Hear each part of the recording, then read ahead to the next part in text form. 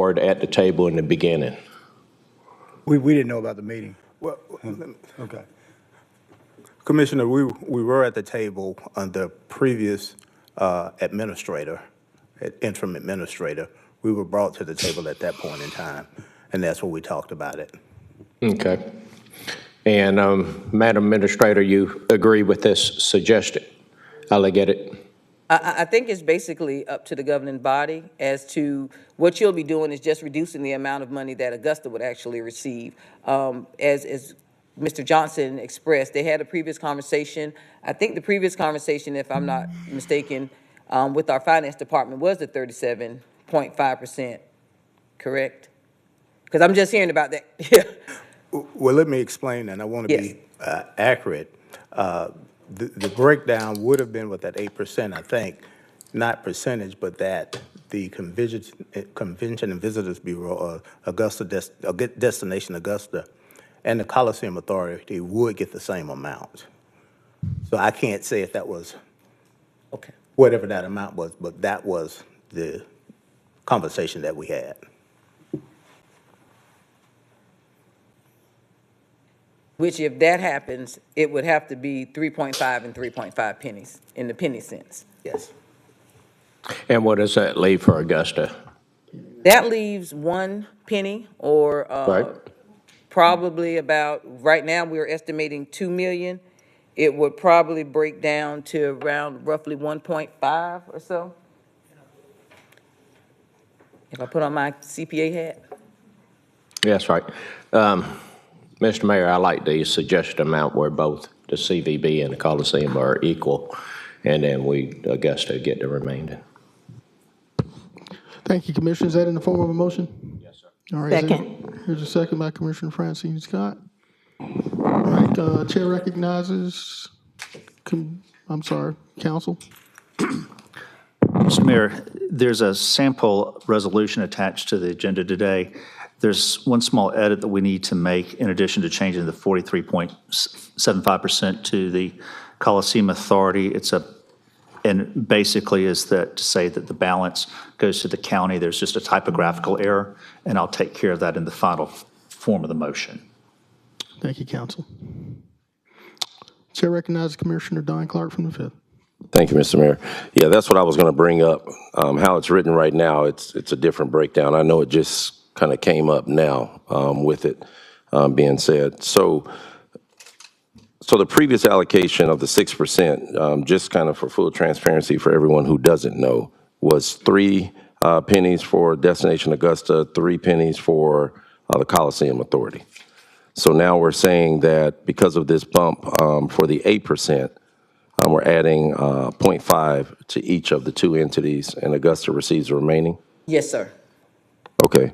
Now, and gentlemen, since you all are here and you all are a part of the conversation, just for public consumption, give a breakdown of how you all allocate those funds towards what you do for the Coliseum Authority. Are you able to do that now? Yeah, we can. Okay. Not in detail, because we're in the middle of building the building. Sure. These funds will not be used for construction, obviously. Okay. But this is for the future. I mean, we want to put money away for future Coliseum authorities to be able to keep this building maintained for capital improvements in the future and to make this building remain a shining star in Augusta. And because, as we know, it takes money to keep operating. And that's what this is going to be for. I mean, just Okay, so this will go towards operating costs. Yep. Okay.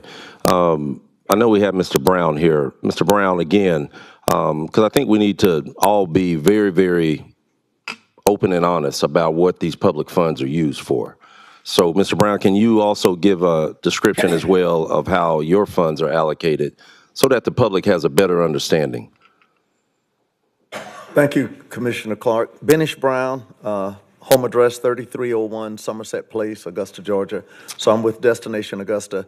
And let me clarify that there is a required change from the 6% where we are evenly distributed the funds. And actually, Destination Augusta, out of the funds we get, we have an agreement with the city that 17% of our 50% goes towards supporting some of our cultural attractions for marketing support. And But for the 8% increase to 8%, we shared last Wednesday that there are some things we'd love to, every year when we do our budget, we put a list of things on the runway that we'd like to do, and at the end of the day, we can only work within what we have for our operating budget. That includes marketing. Some of the low-hanging fruit, Commissioner, would be, we're not able to engage like we really want to right now, for example, with our state tourism office, Explore Georgia. Explore Georgia does trade shows around the country, and they invite other destinations to be a part of that. We just have to constantly weigh that. Is that something we're able to do right now or not? We'd love to be a lot more engaged with Explore Georgia and some of their trade shows, for example, because we think that's a chance to get in front of some meeting planners. We know that some of the efforts that we'd like to do with marketing. Marketing changes all the time. How do you reach different markets? We'd love to do a lot more digital marketing. My chief marketing officer isn't here, but some of the requests she had this year for our budget, we had to keep whittling down, and maybe only gave her about half of what she really asked for. But we have some creative ideas. I can't give specifics today on that, but we certainly would have Augusta a lot more out in the marketplace, Commissioner Clark. All right. And Madam Administrator, for the amount that's going to the city, how would that be allocated? Would it go towards general fund? Would it go towards? So it would actually go into our general fund. However, the disbursement and the process would actually be decided on by the governing body and how we use those annual funds.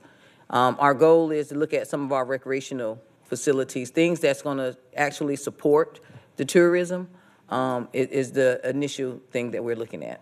But it will be up to the governing body to make that decision. Okay. Thank you all. All right, colleagues, we have a motion and a second. Seeing no other colleagues in the queue, Madam Clerk, we're ready to vote. Commissioner Clark? Yeah, so I'd like to see if my colleague would adjust his motion with the understanding of what legal counsel gave us with the changes that he's going to make as well.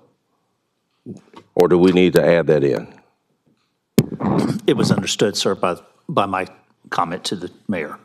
So we're good to go. Okay, thank you. All right, thank you.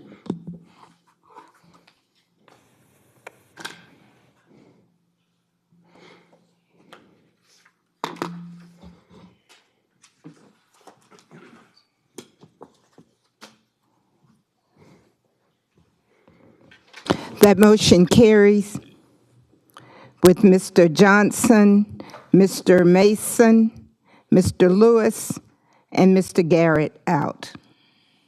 Thank you. Thank you, Madam Administrator. Madam Clerk, appreciate it. Does that conclude our business for a special call meeting? Is that? Yes, sir. All right, this meeting's hereby adjourned. Attorney Plunkett, do we need to go to 11, or are we okay to go ahead? I believe you need to wait till 11 o'clock till because that's the 11 announced time. You got it. All right, thank you. We're hereby adjourned for the next 6 or 7 minutes. Thank you.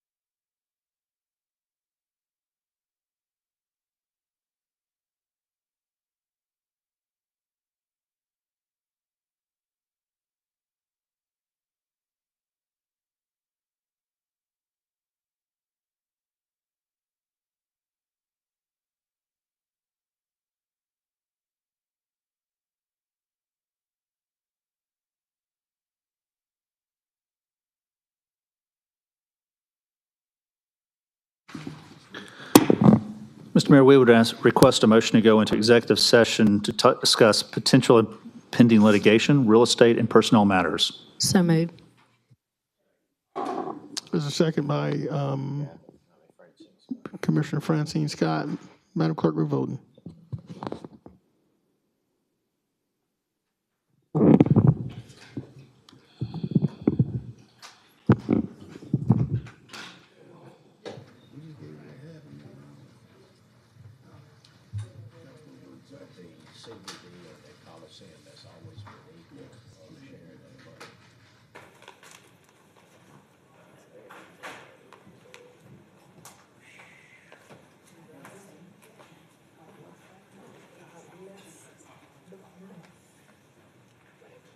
You voting, sir?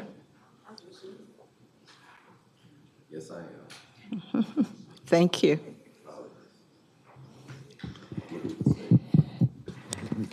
That motion carries with Mr. Johnson, Mr. Mason, and Mr. Garrett out. Thank you, Madam Clerk. We're now suspended to executive session. Are we in the? Room 293, sir. Room 293. Thank you so much, Madam Clerk.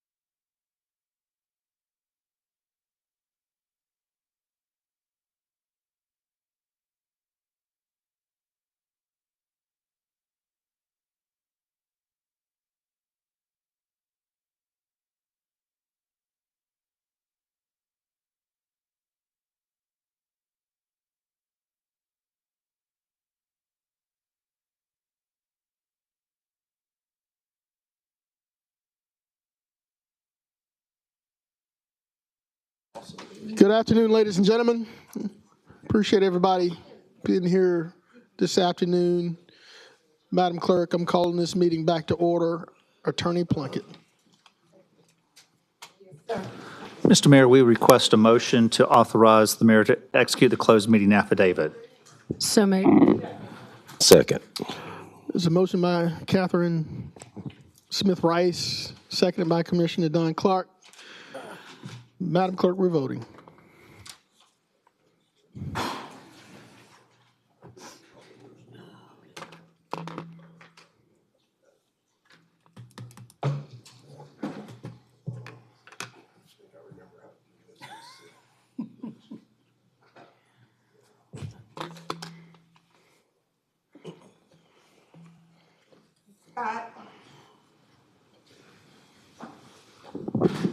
Thank you. That motion carries with Mr. Johnson and Mr. Garrett out. Thank you, Madam Clerk. Attorney Plunkett, are there any motions as a result of our executive session? There are, Mr. Mayor. We would ask for a motion to approve the settlement of all claims by Elijah Battle in workers' comp case number 2023-045835 in the amount of $71,000. Can I receive a motion, please?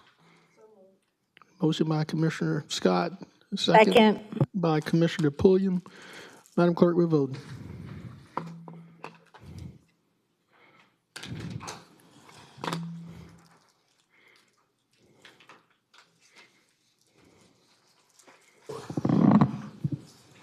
Unanimous. Thank you, Madam Clerk. Attorney Plunkett. We would request a motion to resolve and settle all the claims by Brandon Jones involving case number 1-24-CV -85 and the sum of $2,500. So move. There's a motion by Commissioner Mason, Second. second by Commissioner Clark. Madam Clerk, we're voting.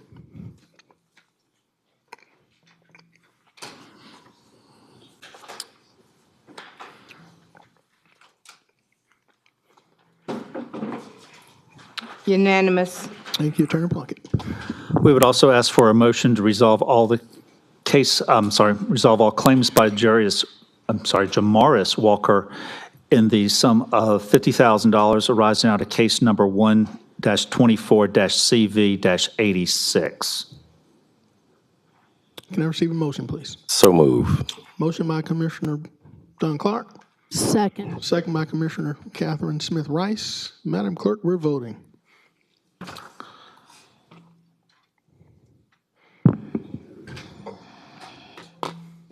Unanimous. Attorney Plunkett. We would also ask for a motion to resolve all claims and settle the claims of Natrone Adams in the amount of $200,000 arising out of case number 1-24-CV-87. It's a motion by Commissioner Francine Scott. Is there a second? Second. Second by Commissioner Stacy Pulliam. Madam Clerk, we're voting.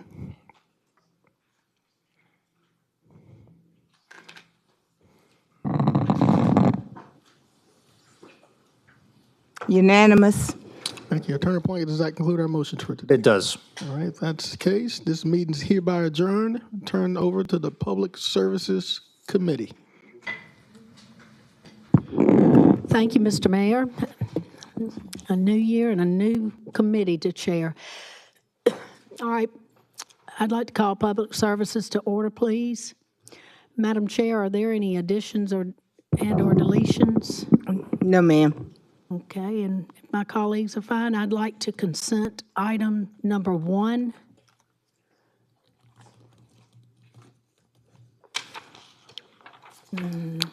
Need a motion, ma'am. Okay. Like to make, anybody want to make a motion here? Motion. All right, let's see who's on this committee. All right, on Public Services Committee, I have Tony Lewis, Commissioner Scott, and Commissioner Slindak, so. Make a motion. Okay, we got a motion.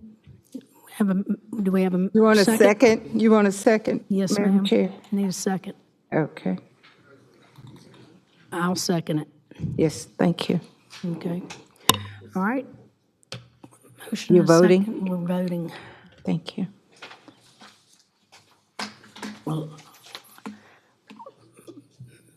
Ms. Bonner, my number's not up there. Now, let's see.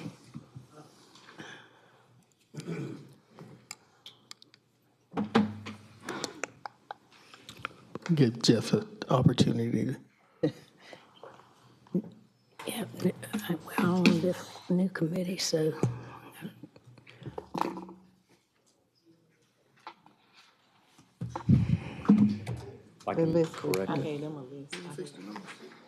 Yeah, give me. Do I have my? Sure.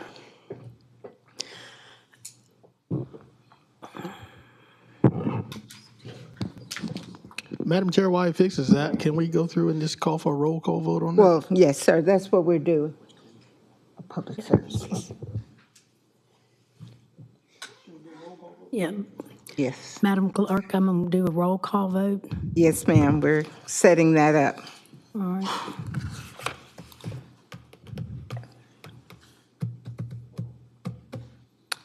Ms. Rice, Yes, ma'am.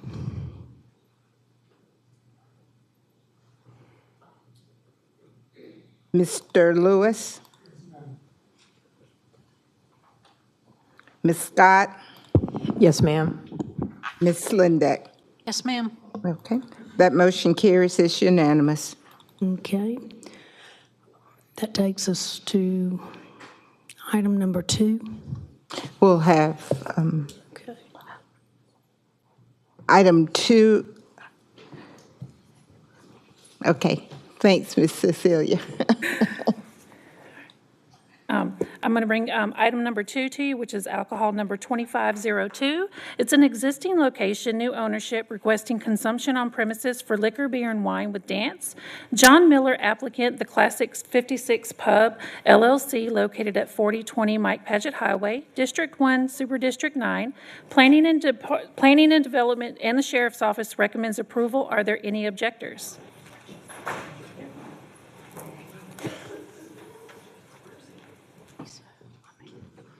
Home address. Okay. My name is John Miller. My address is 1819 Formosa Drive, Augusta, Georgia, 30906. Okay. What do I do? Okay. All right. One more. Motion to approve. Okay, motion is second. Okay, that was Ms. Scott's second. Who, Mr. Lewis? Who made the motion? Yes. Okay, you second. You second, yes, ma'am. You can vote. We're going to do Okay.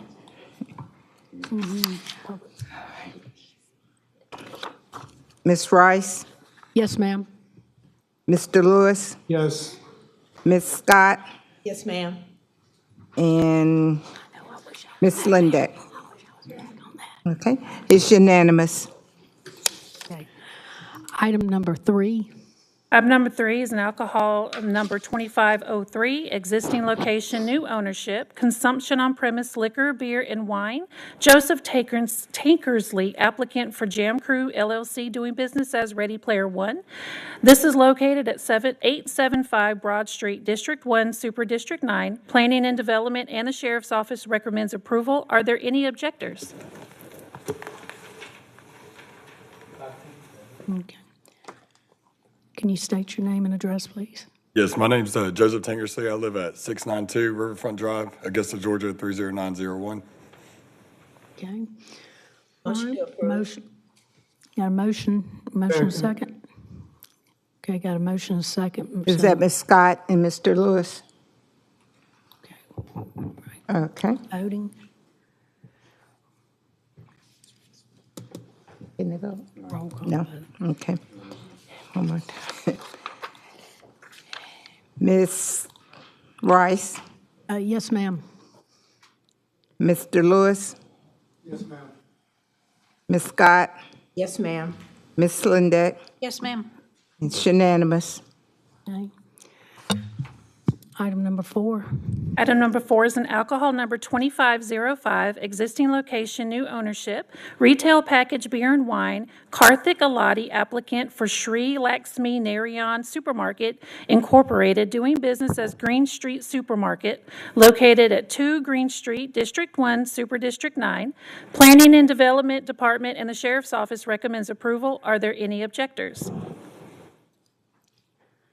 No objectors, so motion to approve. Okay, go ahead, sorry. The applicant isn't here, he's out of town, but the manager, Charit Pidugo, is here in his place. State your name and your home address. I'm Charit Pidugu. I stay at 4720 Laurel Oak Drive, Hepzibah, Augusta, Georgia, 30815. Motion to approve. Second. Got a motion and a second. Voting.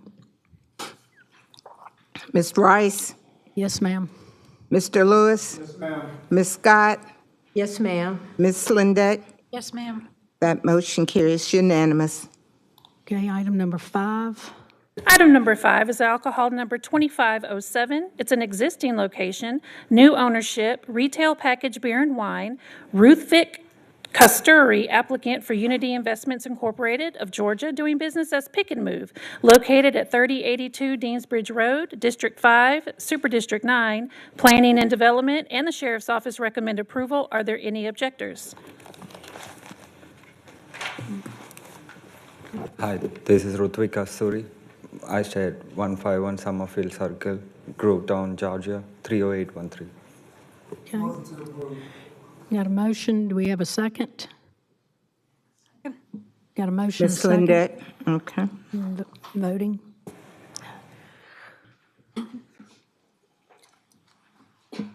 Ms. Rice? Yes, ma'am. Can we do it this way? Are there any objectors? Yeah, let's, that'll make it easier. It's unanimous. Okay. All right, item number 6. Item number 6 is alcohol number 2508, existing location, new ownership, retail package beer and wine, Niyati Row, applicant for Lucky Gordon LLC, doing business as Lucky 7, located at 1857 Gordon Highway, District 5, Super District 9. Planning and Development and Sheriff's Office recommends approval. Are there any objectors? Now, Ms. Rowe is out of town as well. The manager, Nick Patel, is here in her place. My name is Nick Patel. I'm living 1153 Picket Fence Drive, East Georgia. Okay. Okay. We got any objectors? No, ma'am? Unanimous. Unanimous. Thank you. Okay, item number 7. Item number 7 is alcohol number 2509, existing location, new ownership, retail package beer and wine, Sharice Roy, applicant for 619 Boundary LLC, doing business as Boundary Market, located at 619 East Boundary Street, District 1, Super District 9. Planning and Development and the Sheriff's Office recommends approval. Do we have any objectors?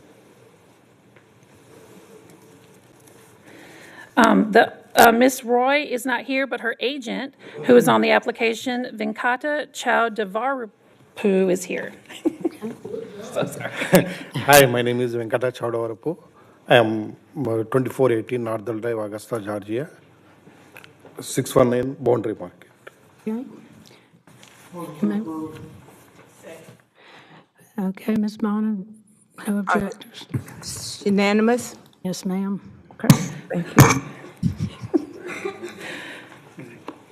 All right, last alcohol number is 2510, existing location, new ownership, retail package beer and wine, Sachin Barrett, applicant for Akshar Blessings 2 LLC, doing business as Express Mart 2, located at 4212 Windsor Spring Road, District 6, Super District 10. Planning and Development and the Sheriff's Office recommends approval. Are there any objectors?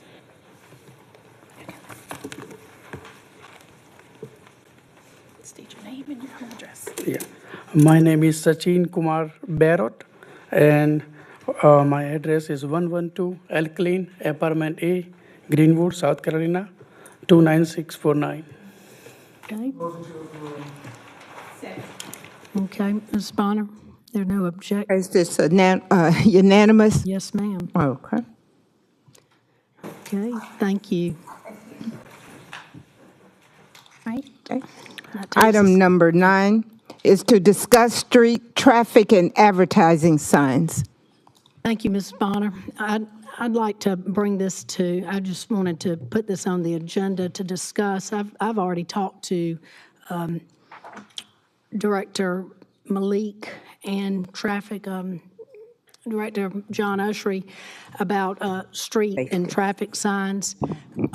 If any of my colleagues have any signs that they see in Augusta that are leaning down, stop signs on the ground, please contact John Ushery, please, so that they are aware of these signs. I've been getting calls from constituents about them, but I know that John Ushery will take care of it if any of you have any signs that you see around the area in your district, please let him know. The other are these advertising signs, and it's probably, this is what needs to go through, would it be Code Enforcement Marshal's Department? Oh, okay, Planning and Carla Delaney. Okay. These advertising signs after the hurricane, it's overwhelming. You see every telephone pole has about 3 or 4 of them all on telephone poles, some even nailed to trees, some in right-of-ways. I mean, they're overtaking every intersection, it seems like. What can we do to slow this down or to get some of these taken up? There's too many. Right. So we've done one sweep since the elections because we had a mix of the election plus the storm. So we took down about 400 and plus signs. And we did that over the Christmas break. And we were intentional because we knew people were coming to town and things like that. We didn't want that to be the first thing we saw. So that was, we did about, I would say, about half the county. And so we're going to do the rest of them in this year. We're just waiting on weather conditions to be better. But we go out, we do this as a collaborative approach typically with the marshal's office, but we run point on it, and it's been moving progressively. But it's just the ones that are sometimes on the poles. I've seen us take the one down on Wheeler Road Extension, and then it's 2 days later, by the weekend, they're back up there. So we do have that challenge. But outside of that, it is we do it in typically 2 to 3 sweeps. Okay. And so we've already done the first one. Yeah, because I mean, I'm noticing them all over the place. Is there a way that we can call the telephone number that some of them have and just tell them? We do, but the signs are so inexpensive, they just won't come pick them up. Yeah, it's just, it starts looking, it's Junky. cluttery and junky, Mhm. right? And we're trying to clean up the city, and they're adding more junk to it. But anyway, I would like to go to my colleague in District 7, Commissioner Slindak. Do you have any questions? Well, it was up here on, I didn't know if you had any questions since your light was on. No, I don't. I totally agree with you, though. It's, I myself, I pull up a lot of them myself in my area. They just, and like after the storm, you said, it was nothing but roofing companies and tree companies that were, and most of them were out of town. So I think the time has passed for those things having to be out anyway. So I'm in agreement. We still have the political ones we're pulling up too. So it's political, it's roofing and all the other little ones. But yeah, we've already swept in our first half, I would say 50% of the county. And we pulled up over 400 signs. So we're still in process. I mean, I would be willing to take some of them. I know it's not my place. I can't do it, but I'd be willing to take some of them down every time I see them in the right of way. I want to yank 10 of them up. So be safe, please. Yeah, I know. Okay. But yes. All right. Well, thank you, Director Delaney, for that. And that, any other colleagues want to? We good? Okay. Moving to item number 10. Information without objection. Right. Okay. He was information without objection. Item number 10 is Ms. Siobhan Burton regarding the development of Laurel Park subdivision. Ms. Burton. Okay.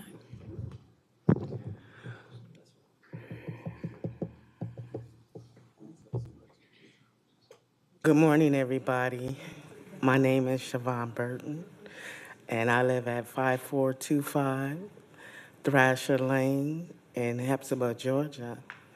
And the reason why I'm here is because of safety. I'm from San Diego, California. I transferred here. And I work with the land use group back home and the conservation corps back home.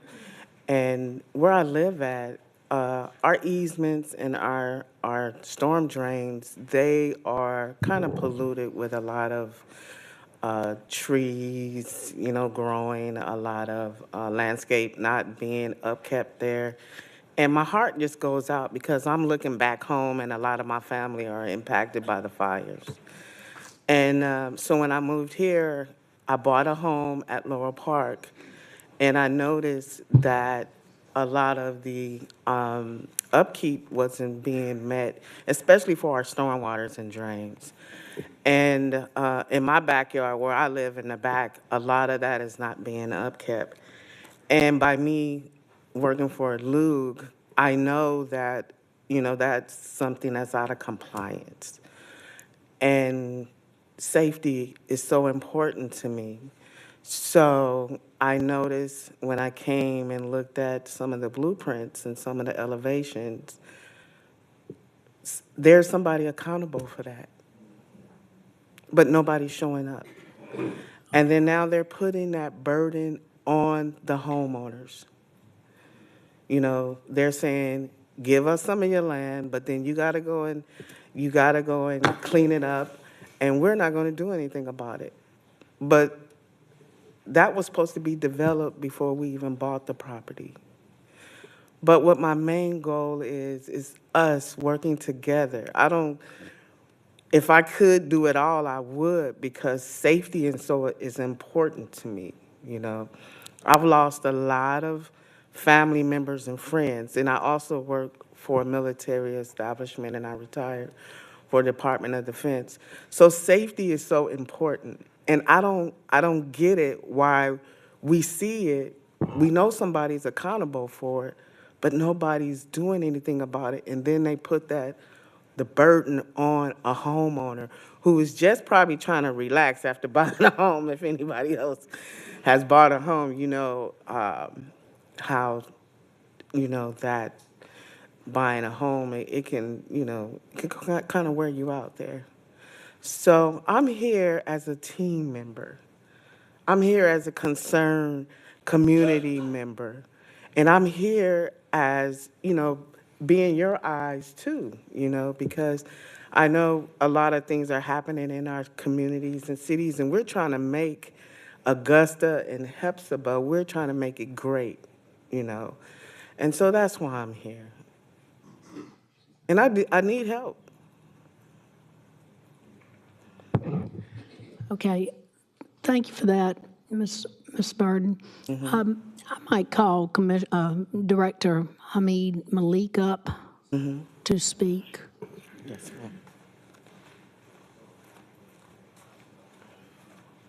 ma'am.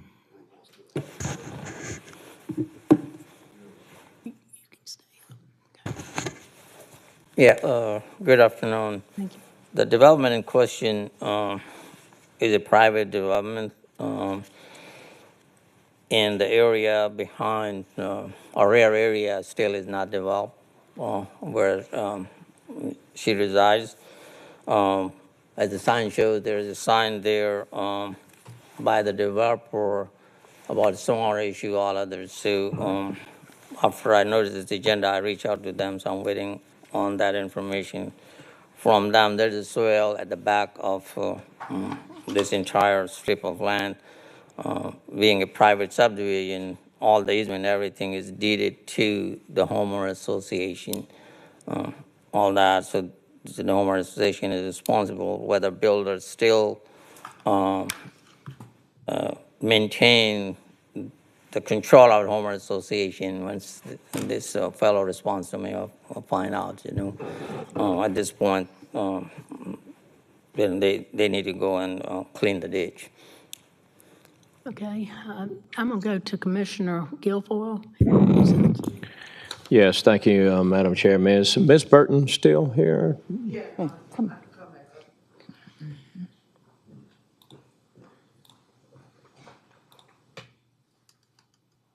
Ms. Burton, thank you so much for bringing this forward. listening to the engineering director. I'm looking at the sign. I guess it's a D.R. Horton subdivision. Is that correct? Yeah, just working around this perimeter, we had a developer, and before he can develop, he had to get some conditions, met. We had a builder who should have been working with that developer. And so the irony of this situation, when the homeowners went to the developer and the builder, they're just, not, I don't think in compliance, and they're pointing fingers at each other. So I really don't understand. Right. From what the director said, this is all private property. Naturally, government can't come on to private property unless it's on the easement.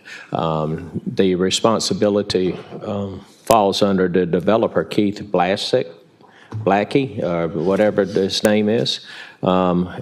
Also, is there a homeowners association involved in this neighborhood? And the irony of this, when I went and looked at the plans, Yes, ma'am. it said that 20 feet for the easement is deeded to Richmond County. Right. And so it had a civil design that's within you guys' arena.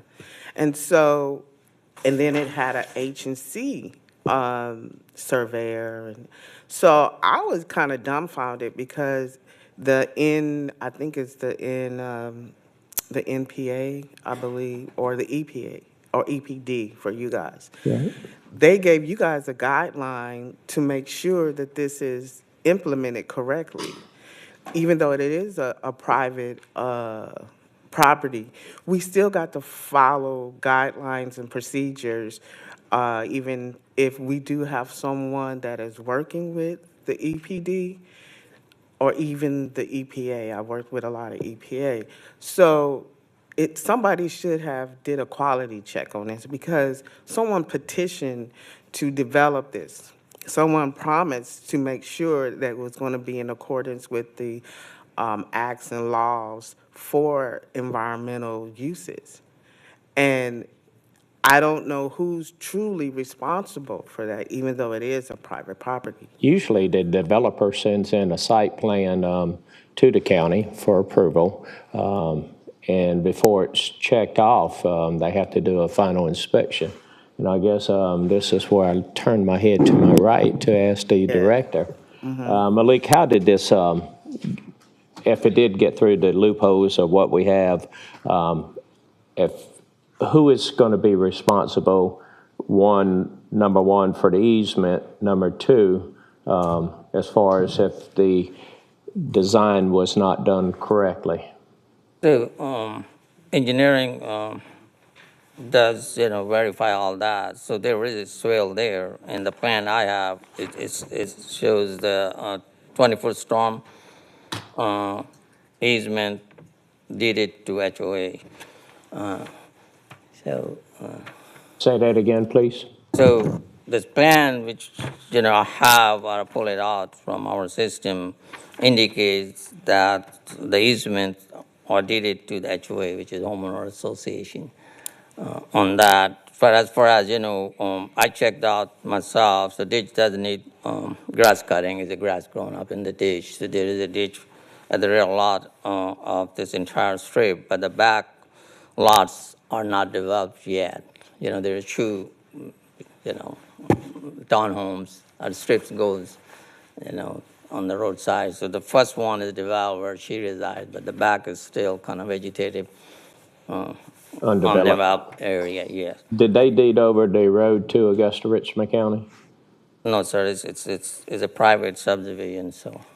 Yeah, but on the civil designs, it is saying that. So for some of the homeowners, when we researched it, we don't really know who is supposed to be accountable because no one, as he tells you that, it still has, vegetation and stuff there. And I think, and I'm going to open this door up, and I'm just doing it just to open up everybody's heart to see why the homeowners are feeling the way we are.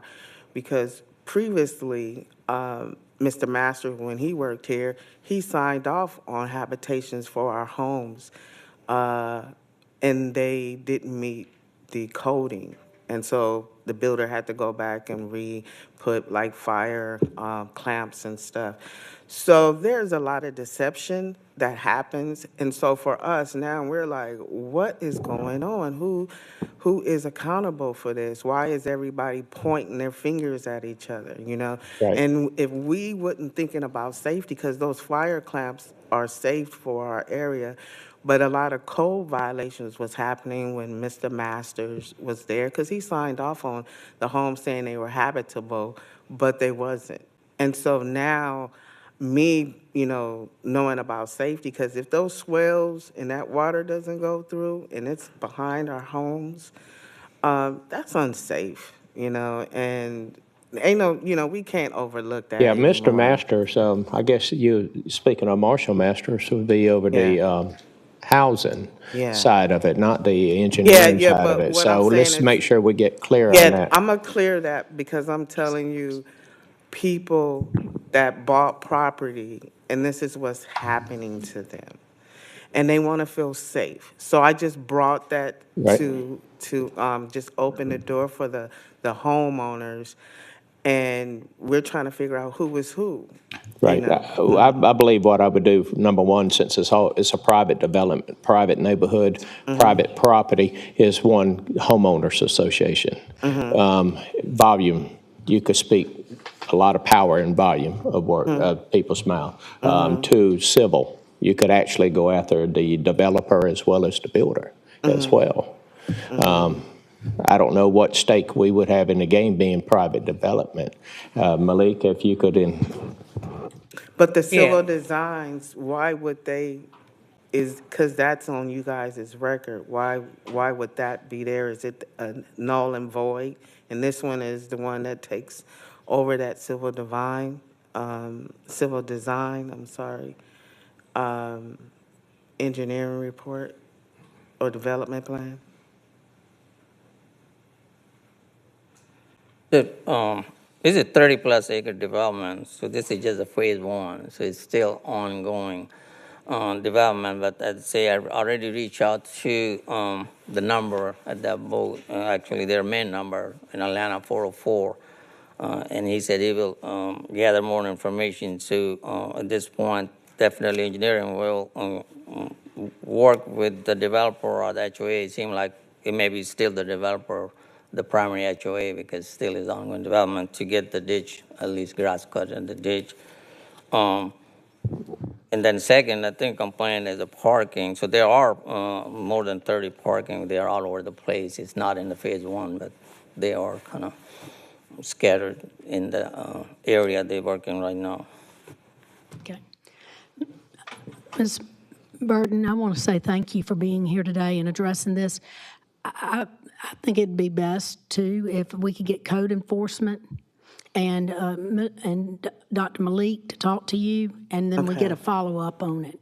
Yes, ma'am. If that works for you. But I appreciate you addressing this. Yes, thank you. I appreciate it too. Thank you guys Yeah. for, this is a unique one. Well, and we'd like to have a follow-up, too, so let's keep informed, please. Yes, What's going on, okay? Yes, ma'am. And Dr. Malik, are you good with talking to Ms. Yes, Burton? yeah, Okay. yeah. One other point is, Georgia work differently than California. California has a lot more stringent environmental rules and regulations, so, we should not really compare what's required here, so, Right. yeah. Yeah, That's and, my and I'm opinion. not comparing Georgia and Saturday, I'm comparing safety. When we lose a lot of our workforces, we lose a lot of our resources. When we don't have enough workforce to help ensure that things are going to be safe and we're in compliance, we lose a lot of our safety measures.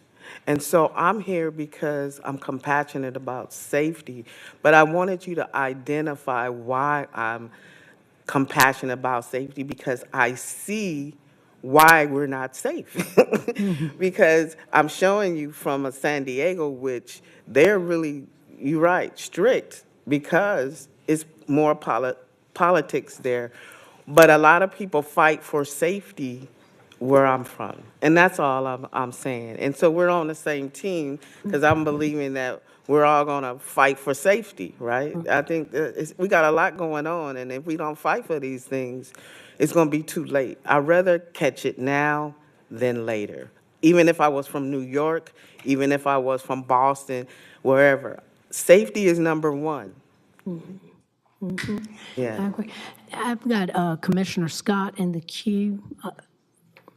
Yes, ma'am. Thank you, Ms. Burton, for coming welcome. today. And we would like to receive this as information, but I want to give you my card. Okay. And I'm sure we'll, Commissioner Mason and I like to make sure we're doing what we can to help you get where you need to go. Thank you so much. Thank you, Commissioner See Scott. there's information. Okay, information received. If it's information, Ms. Bonner. Objection. That's, Yes.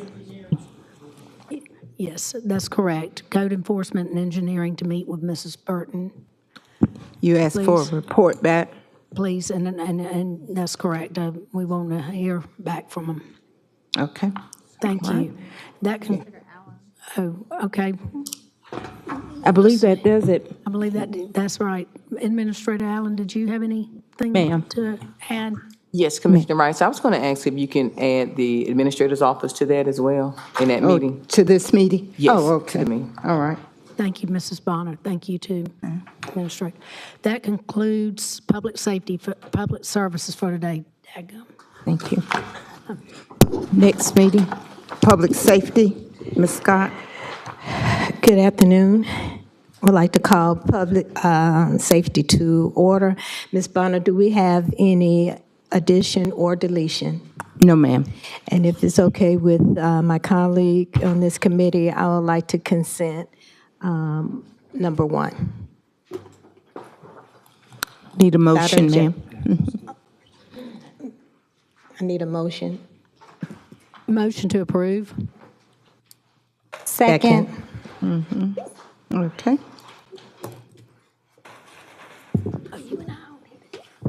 Voting, Ms. Bonner, or we can take it without?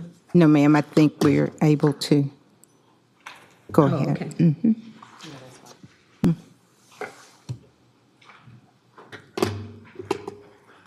Ms. Rice? Okay. It's unanimous with Mr. Garrett absent. Thank you. Thank you, Ms. Bonner. With that said, I think we're finished. Yes, ma'am. Thank you. Next is our Engineering Services Committee. Finance. We don't have a finance. Don't have anything.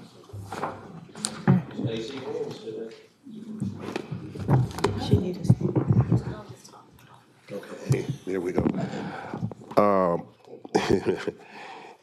Engineering Service Committee will come to order. Madam Clerk, is there any additions or deletions to Engineering Services? No, ma'am. I'm sorry. No, sir.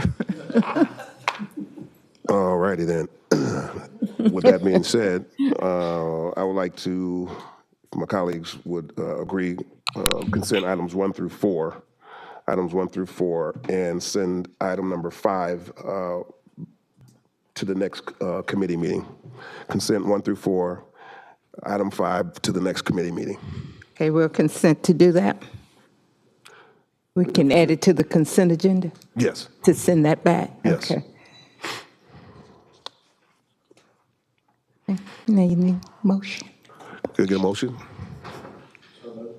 Second. Got a motion and a second. Is there further discussion? Hearing none, commissioners vote by the usual sign.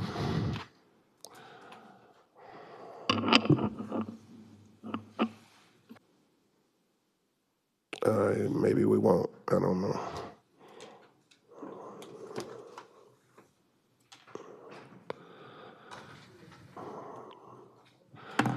With no further business to come before the Engineering Service Committee, we stand adjourned. Good meeting, sir.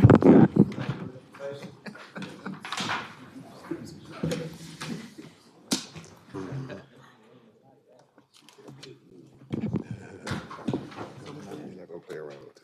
us to administrative services. Ms. Lindeck, you ready? Yes, I'm going to Okay. try my best here, first You time. did good. Okay. Call the Administrative Services Committee to order. Madam Clerk, are there any additions or deletions? No, ma'am. Okay. I would like to ask if the committee could consent items 3, 5, and 6 and send number 1 to the next committee cycle, please. Okay.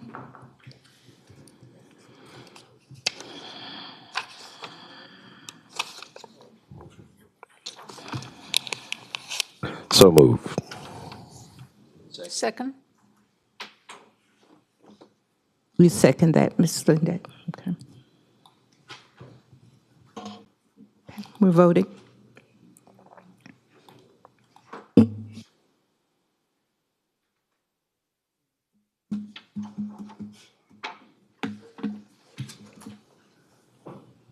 It's unanimous. Okay, thank you. Okay. Number 2, Item number 2 is Georgia First Responders PTSD Program.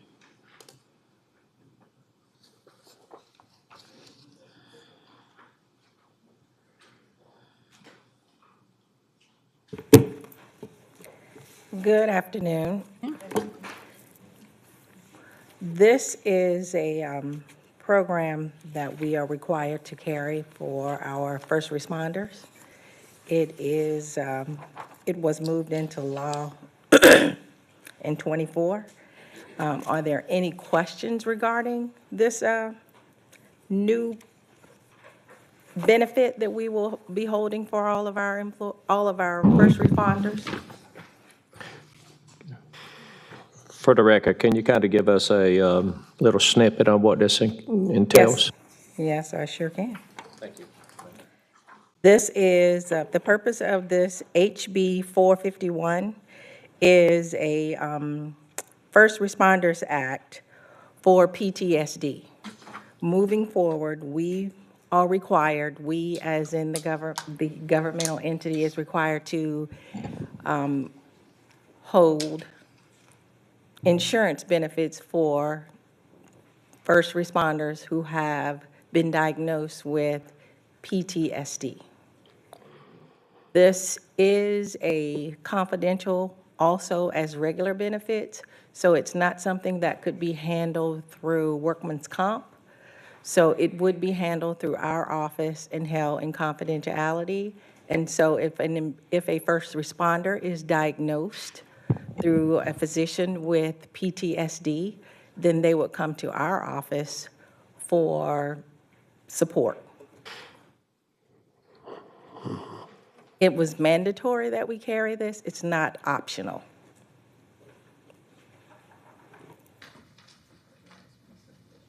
okay.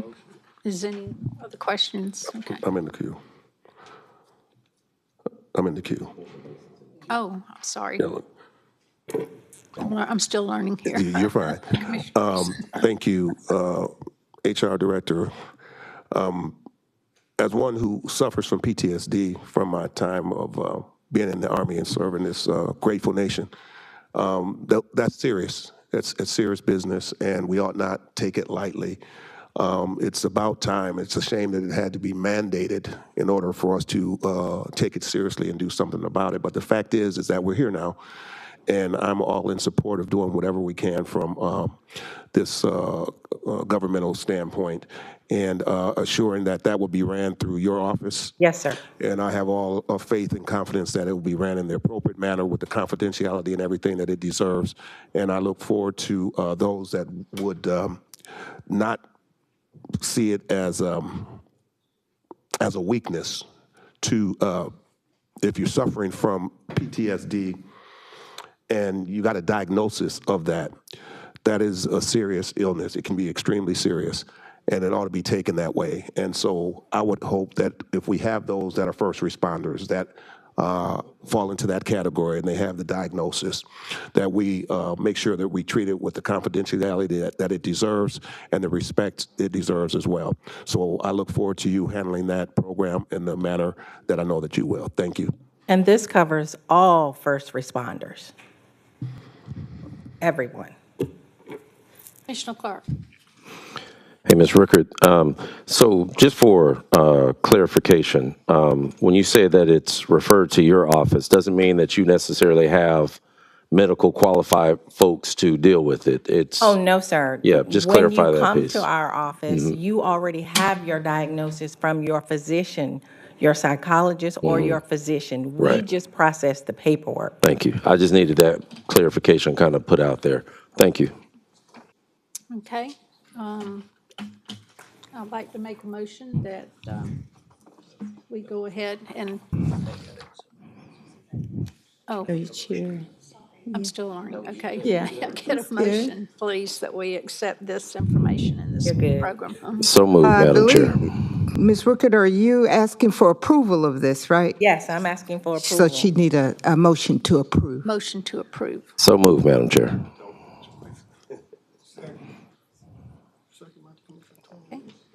Okay. We have We're a voting, motion ma'am. and a second. Let's vote.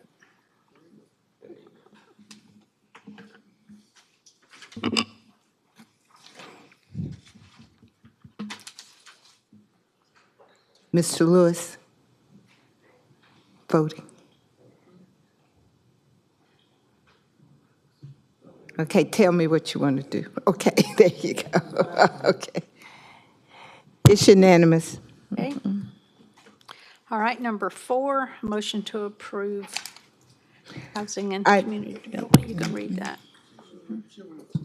Item number 4 is to approve Housing and Community Development Department's request to provide funding to Mackey Hayes Enterprise to continue development in the Turpin Hill area and support the construction of one single-family unit to be sold to low-income homebuyer. Mr. Welcher? Yes, ma'am. Madam Vice Chair, members of the committee, Mr. Mayor, members of the commission.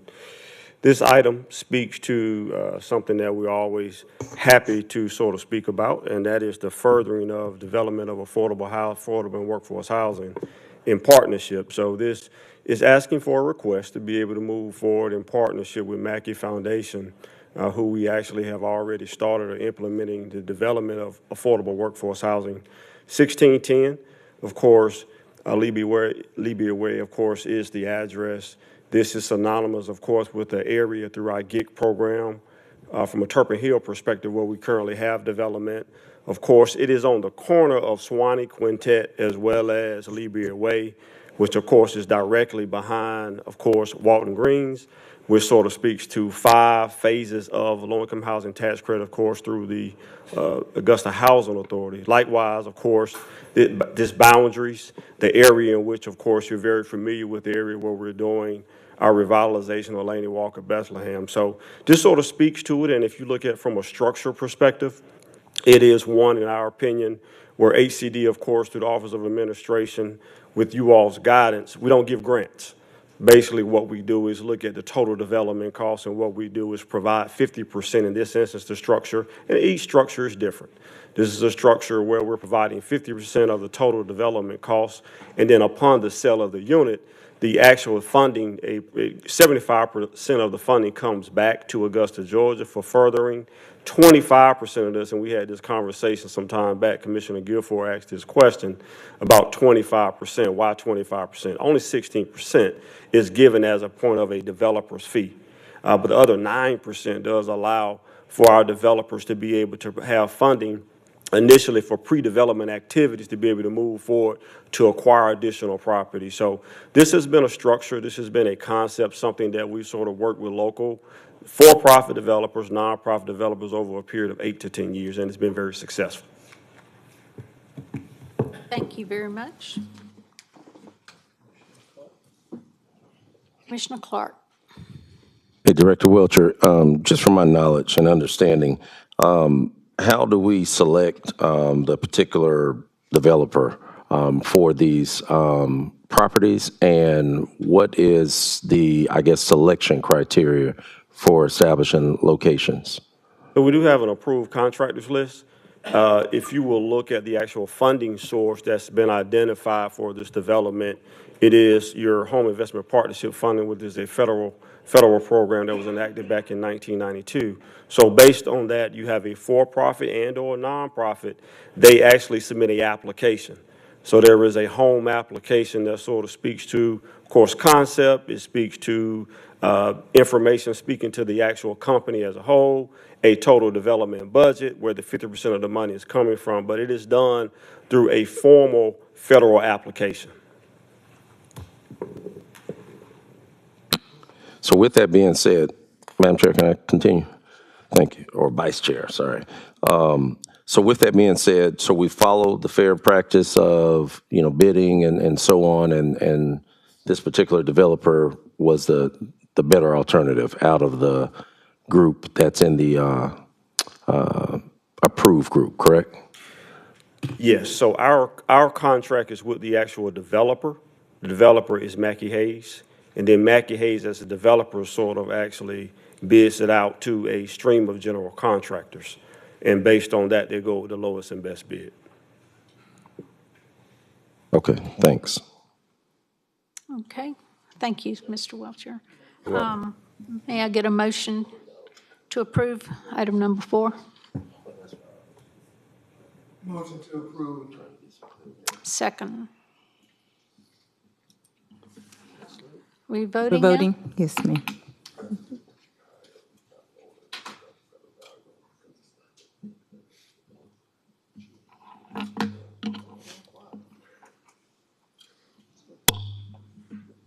Mr. Clark? Thank you. It's unanimous. Okay, thank you. Item number 7, Item number 7 is to review and discuss of the updated credit card policy and procedures. Commissioner Scott. Ma'am, thank you, Vice Chair. When I actually put this on the agenda, I think Ms. Allen and I was kind of having a little ESP. And she had actually put it on our update. And so I just wanted her to come as to the body to let us know where we are and making sure that all departments are now following the guidelines with the policy and the procedure with our credit card policy and procedure. Yes, ma'am. So our revised approved credit card policy and procedures have been put on our intranet, which is our internal website. We are planning to have respective training go on this month, and everyone that will have a credit card will be required to sign the actual form that is part of that policy so that we can have updated forms on in each of the respective offices that are going to be managing it. Finance as well as administration will have a copy of those signed documents. So yes, ma'am, the policy is in effect. Follow. So do all departments now have the policy and procedure in hand and actually working, following the protocol for the policy and procedure? Yes, ma'am. They should be, because everyone was notified when the actual policy was approved, and the actual policy was supposed to be placed on our intranet for everyone to have access. We did not send the email out with the actual policy with it, but everybody was informed of it once it was approved. All department heads as well as elected officials received that email. Thank you, Ms. Allen. You're welcome. Okay, is this, We receive this we're information. just receiving this as Yes, information ma'am. right now. Without objection? Okay. That would be Mr. Clark, Mr. Lewis, and Ms. Slindeck. Without objection? Thank you. Number 8, ma'am? Yes, ma'am. Okay. Item number 8, Mr. Bob Young, regarding House Bill 581. Do you all have a copy of that up there? Thank you, Ms. Bonner. Mr. Mayor, Commissioners, it's a pleasure to be here with you this afternoon on what I consider a pretty timely matter, and that affects home ownership in Augusta, Richmond County. And just as we were sitting here, we heard some concern from Ms. Burton about the neighborhood she lives in, the home she owns. You just approved subsidizing a home ownership opportunity through the Housing Department with Mr. Welcher. And I've noticed on my phone here today, there's a story about the fires in California, and the headline says, "Their wealth is in their homes. Their homes are now ash." That's how a home is a pretty important thing to people, especially if they own them. And in their wisdom, the voters in Augusta, Richmond County on November 5th passed the homestead exemption. And 62% of the voters in Richmond County supported that. That's 48,615 of your constituents voted for the new homestead exemption. Now, the city and the Board of Education both have an option to do away with this, to, in effect, have 6 persons on each body say, no, what you 48,000 people did doesn't matter. It doesn't matter at all. But you know, this goes beyond the homestead exemption. This is about whether referendums, whether votes in this city, this county, and this country mean anything. Now, 4 years ago, some people were upset about a vote and they stormed the Capitol. And we're still paying the price for that. But I just don't understand why anyone would consider taking the voices of 48,000 Richmond Countyans and tossing them away, saying, what you said doesn't count. What you said doesn't matter. That's not voter suppression. That's voter nullification. The votes don't count. How about if the people here in Augusta voted against having taxpayers' property taxes used for the new James Brown Arena? Resoundingly, the voters said no. Now, how would the voters feel if the commission here decided, we know better. We know better. We're going to use tax money from homeowners to pay for the new James Brown Arena? That's not the right thing to do. The voters just gave the mayor a vote. You wouldn't come in this chamber after that referendum and say, no, the voters got it wrong. Mayor doesn't get a vote. So let's look back at November 5th and let's recognize what 48,615 people in Augusta said. And that is, we want the tax exemption. That the exemption limits the increases on the assessment for owner-occupied homes until the ownership changes. And then at that point, the figures readjust to the current market. And with this exemption, the homeowners will no longer be subjected to what I call artificial tax increases that are caused by increases in their assessments. Now, I want to give you my example. I get a homestead exemption as a veteran. And 2 years ago, the assessor's office doubled the value of my house at 2103 Summerhill Lane. They doubled it. Now, I couldn't come down and appeal that because the house across the street sold for what they appraised my house at. And I think my house is better. But there would have been, there's your comp right there. There's no way to argue that my house is not worth what they assessed it for when you look at the sale across the street. So I said, well, that puts this matter to rest. And then I get a tax bill in the fall, and my taxes went up. They were 5 times, 500% more than they were the year previous. Part of that was the assessment. But what happens is the value of your house reaches a point on your homestead exemptions where you can cap out. It's not 100% forever. It's 100% or whatever percent up to a point. And mine capped out. And I had no choice but to pay this huge tax bill.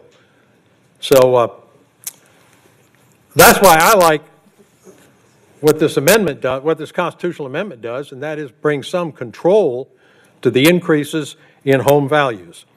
Now, homeowners are going to continue to be taxed at the rates that you set. You set your budget, you get your digest, then you do your millage rate. That's not going to change. It's not going to change at all. And everybody's going to pay. Business, homeowners, everyone who's subject to the ad valorem tax will pay it. Now, the Chamber of Commerce opposes this tax break for homeowners, and we're talking about the employees of the businesses that are members of the Chamber and the customers who go through the members' doors every day and buy goods and buy services. Now, the Chamber will tell you that the taxes on businesses and renters will go up. Well, heck, everything's going up. Water, electricity, natural gas, construction, and maintenance costs are all going up. Let's not lay a disproportionate blame on homeowners. And besides, businesses have plenty of tax deductions and incentives already granted to them by the government that homeowners don't have. This is off your website. Qualifying businesses and residential projects are exempt from state, county, and municipal ad valorem taxes. And there's a sliding scale for that. Other incentives negotiated on a case-by-case basis. The ARC Commission will exempt building permit fees, sign permit fees, business license administrative fees, rezoning fees, engineering fees, and other local fees authorized by the Commission. And if that's not enough, the Economic Development Authority in Augusta is another Christmas tree. They have tax abatements for business. They'll participate in site preparation at no cost to the business. They'll negotiate utility rates at a favorable rate, much cheaper than I pay for my electricity. Infrastructure improvements provided by the taxpayers. Permitting fees provided by the taxpayers. Free port exemptions. But it doesn't stop there, because the Downtown Development Authority has a big website of Christmas tree incentives for business. And I'm not saying these are bad. I'm just saying there's not a balance here. The homeowner's up here. All the weight's down here on the side of business. The DDA, you can get tax-exempt bonds from them. You can get facade grants if you want to change the front of your business. Historic tax credits are available. And the list goes on. But I do want to say one other thing, too, and I'm not down here trying to be the enemy of the Chamber today, far from it. I appreciate Ms. Parr and the work that people over there at the Chamber do. I think they're an important organization in this community, but I just think they're dead wrong on this, and they think I'm dead wrong. But it was not that long ago.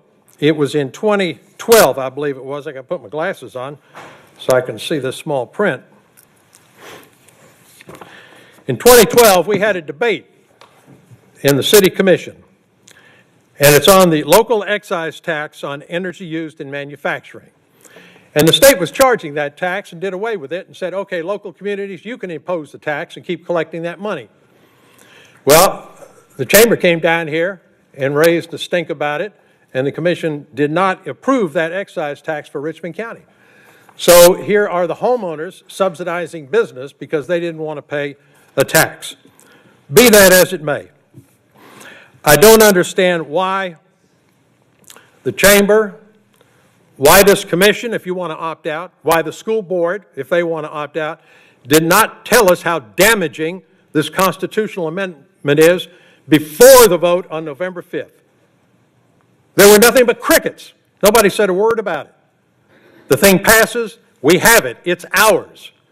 And now the argument comes, let's take it away. We're going to take this away from the homeowners. And I think that's wrong. That's dead wrong in a democracy. I think it's important to remember as you go through this discussion, the exemption preserves and promotes homeownership, which is the largest single industry in Richmond County. Now, Ms. Pulliam, I know you can relate to that, being in real estate. The home builders, the people who buy these houses, the people who pay good money for these houses, that's the biggest industry in Augusta, Richmond County. The exemption does not restrict your taxing authority one bit. You will continue to collect ad valorem taxes, and we'll continue to pay them. And the exemption is just another incentive for people to invest in home ownership in Augusta, Richmond County. So my message to you is that you don't need to schedule any public hearings about opting out. The public hearing was held on November 5th, when 48,000 people in Richmond County said, give us our tax break. Give us our tax break. Thank you very much. Thank you, Mr. Young. I need to go calm down, I'm sorry. Okay, Mr. Guilfoyle? Oh, excuse me, I got a phone call on the way down here. Moses Todd called me to say he would not be at the meeting today. I have good news and bad news. The good news is he said he supports my position. The bad news is that he was not going to be here today. But maybe that was the good news. I don't know. Mr. Guilfoyle? Mr. Young?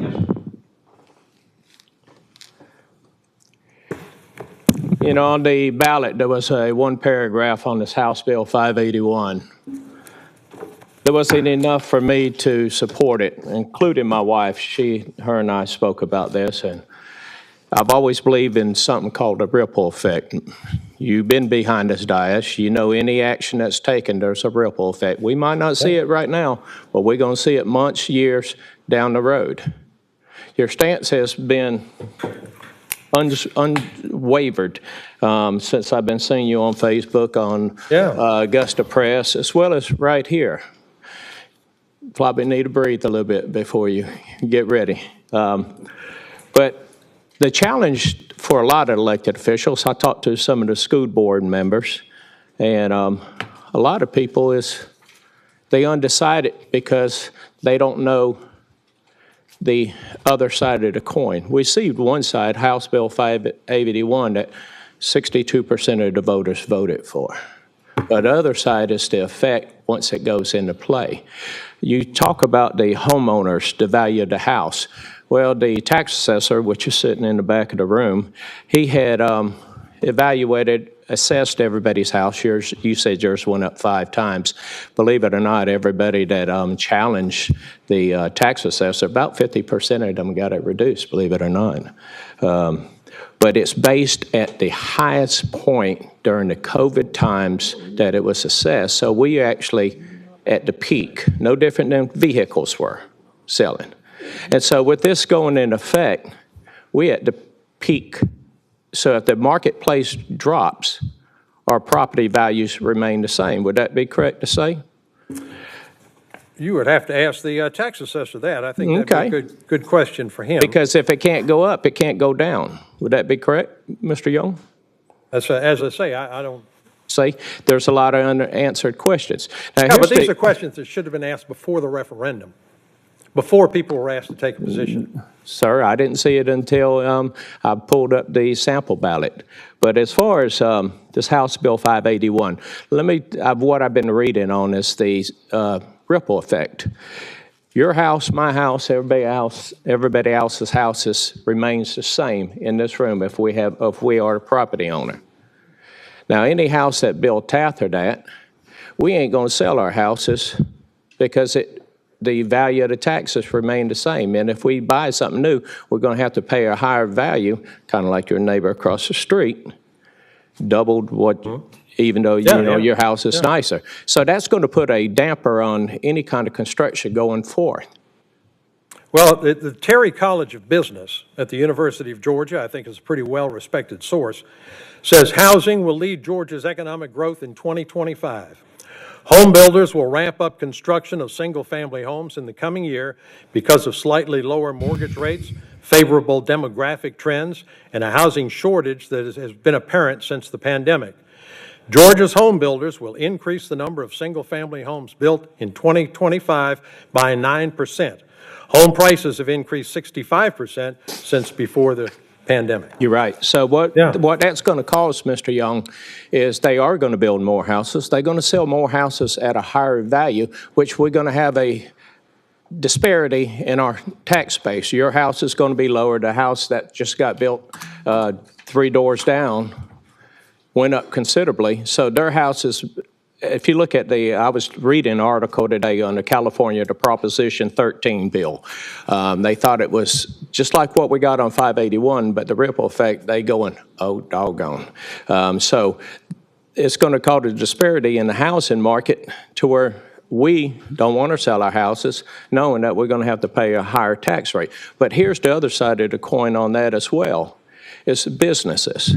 You act like there was a Christmas tree at every given opportunity that the government offers. A lot of us can't accept them Christmas tree gifts. such as mine, such as the mayor. There's no grant set aside for my business. There's no free money as far as filling out a permit. We're not debated from that. We're going to have to continue to pay it. But whatever the max on their housing, we're going to have to put the burden on the building. I mean, the investors, the companies, the businesses, which you think that every business could afford it. Not every business can, sir. So we're not up here saying that we advocate that we're going to do away with it. We're not up here saying that we are going to go with it. A lot of us just don't know, Mr. Young, including me. I'm going to do my research, I can promise you that, before I make a decision. But my decision in the beginning was in doubt, vote no. And that's what I had my wife do as well. So right now, I'm still learning. So fortunately, we get the Chamber of Commerce. We get our tax assessor up here. And so that is going to open up more dialogue for us as well. So I'm just letting you know where my stance is, what the ripple effect for me. Absolutely, Commissioner. But here again, this is dialogue that should have happened before the vote, before the people spoke, and before the people told you that they wanted this homestead exemption. That's right. It should have. But if and buts. Okay. Thank you. Thank you. Thank you. That it? Mayor Young, don't you go anywhere. Appreciate you being here and always admire your advocacy for the taxpayers of Augusta, Richmond County. My question is, when I look at the ballot from November 5th, it was introduced as a House Resolution 1022 that states, shall the Constitution of Georgia be amended so as to authorize the General Assembly to provide by general law for a statewide homestead exemption that serves to limit increases in the assessed value of homesteads. Here's the most important part. But which any county, consolidated government, municipality, or local school system may opt out upon the completion of certain procedures.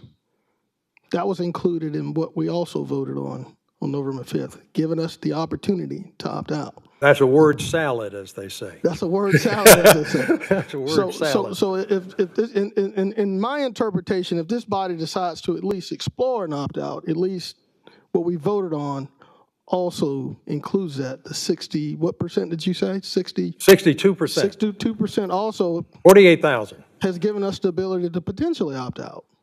Would you agree with that? I agree with the wording. I agree with what it says. Well, thank you. Thank you. But what it should have been, if we're going to go through these machinations of opting out in various governments around here, seems like everybody wants to opt out now. The amendment should have been written that they can opt in. You can opt in, which would have been a fairer way to do it. But we have to deal with the hand that's been dealt to us. And thank you, Mayor, for being here, Madam Commissioner Vice Scott. Chair. I yield. Commissioner Scott, would you like? Yes, ma'am. I know we are tossing the 62% voters, but that does not, we only have, I believe, 32% of property owners. So thank you for being here, and I think it was, I suggested, it was a little too late because I think people had started early voting to opt in or out, yes or no. So unfortunately, we are behind the gun, and I think we need to make sure that people understand that the 62% are the voters, but not the homeowners as well. So, but thank you for being here. Thank you for the information. Thank you, Ms. Scott. And I would submit that when you look at the percentage of home ownership, the number of homeowners, that number is changing. It's a very fluid number. People are buying and selling houses all day.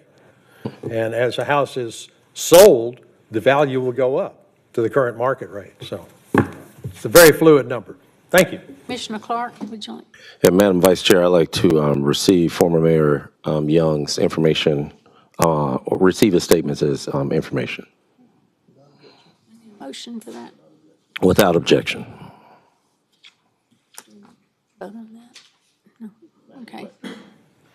All right. Okay. We're doing it without objection. Without objection, okay. Would there be, while we're on this subject, would there be any way we could move quickly just to number 10 to let Ms. Parr speak on this, or do we need?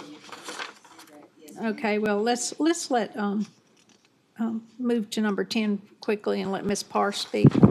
Item 10, Ms. Sue Parr, relative to Augusta Metro Chamber of Commerce, comments on the county's decision regarding House Bill 581, floating homestead exemption. Thank you, Vice Chairman Slindeck. I was kind of hoping I'd have the probation services or whatever 9 was between us. But so Bob, yes, I'm never dead wrong, but I can be wrong, not dead wrong. But my name is Sue Parr, and I'm here today with Parr Policy Consulting to provide comments for the Augusta Metro Chamber of Commerce, which is a client of mine. I reside at 45 Conifer Circle here in Augusta. So again, thank you for the opportunity to be here, and Ms. Bonner for adding me to today's agenda. The purpose of our comments today, and I know that we have communicated with you via letter, but I think at this stage, what we would like to advocate for and ask for the committee and ultimately the commission next week is to move forward with the public hearings. As you know, these hearings are an option to opt out. But rather than paint yourself in a corner, we would ask that the stakeholders of the community have an opportunity to come out, and so that it's not just a contest of 2 people, but a forum, hopefully a very inclusive forum, that would give you 3 opportunities to hear from the public. And that way, whatever you decide as of March 1st comes with the wealth of knowledge, because it is important. I think Bob has a great point. We don't want to nullify the voters. But I do also want to thank the mayor for reading the actual constitutional amendment that appeared on the ballot, because it did state that this was subject to each county opting and following a certain procedure. So, you know, it's as a voter, I think it's important that when you look at something like this, that you, obviously, we all want to save money on our taxes. That's always a primary goal when you go to the polls. Doesn't matter who you're electing into office. It doesn't matter whether you're voting on a constitutional amendment. All of that pertains to generally your pocketbook. So I applaud the voters for, I think that we had a good turnout, and that's probably the best outcome of that. But, you know, it's important too that in order to have the hearings, you can always opt back in, but you can't change opting, excuse me, you can always choose to implement the floating exemption, but you can never do it the other way around. In other words, if you let this ride on March 1st, you will be living with this forever. And that, as a constitutional amendment, is very, very, very hard to change. So that is a primary motivation, at least for us, to have the public hearings. So as we've previously communicated to you, we have obviously reservations about HB 581. First is that you already have the ability to protect homeowners and from runaway inflation, and you do that by setting the millage rate. You all are responsible for setting the millage rate.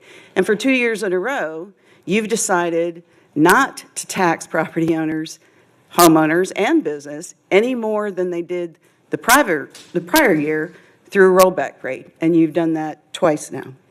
So it's important to remember that this is potentially a tool in the toolbox that you have, but it is one of many tools that you have, and ultimately the power that you have to ensure that property taxes are paid at a fair rate.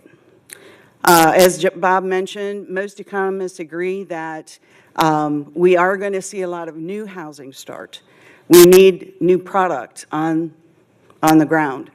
However, we also see a retreatment from these large evaluations, inflationary evaluations that have happened over the last couple of years. So we're hoping, again, that perhaps this year for 2025, 2026, this is something that we don't need, but in future years, through a request through the delegation, you could actually implement. So House Bill 581 is not a silver bullet. It doesn't make taxes and costs go away. It simply rearranges everything. And by rearranging, it really does, as you know, and through your workshop, understood that the commercial properties are going to have a higher rollback rate based on that floating exemption and will ultimately pay a higher price.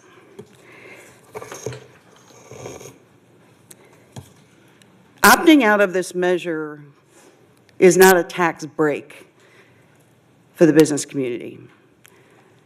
It is simply a matter of assessing equitable, fair property tax value on property, whether it's commercial or homestead. We need both. Businesses are very aware that they will be taxed at a higher rate if we choose not to opt out. Some people might say that businesses can take this on the chin, but I will tell you that for small businesses downtown who pay rent or who own their property, especially if they're in retail, they're in the fight of their lives right now. Their brick and mortar store is up against online purchasing, and it's very, very difficult. We all know what inflation has done over the last couple of years, just even going out to eat to a restaurant. So I think that it is important, and again, the reason for the hearings will give you the opportunity to hear from businesses that if I see this kind of a tax increase on my property, this is what it's going to do to my customers. Because somebody pays. It all doesn't, the cost doesn't go away. If we shift it from homeowners to businesses and they do a pass-through, it just means we're all going to pay more for something.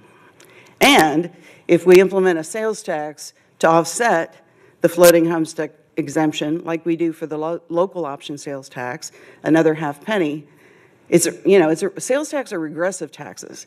The people that can afford it the least pay the most, generally.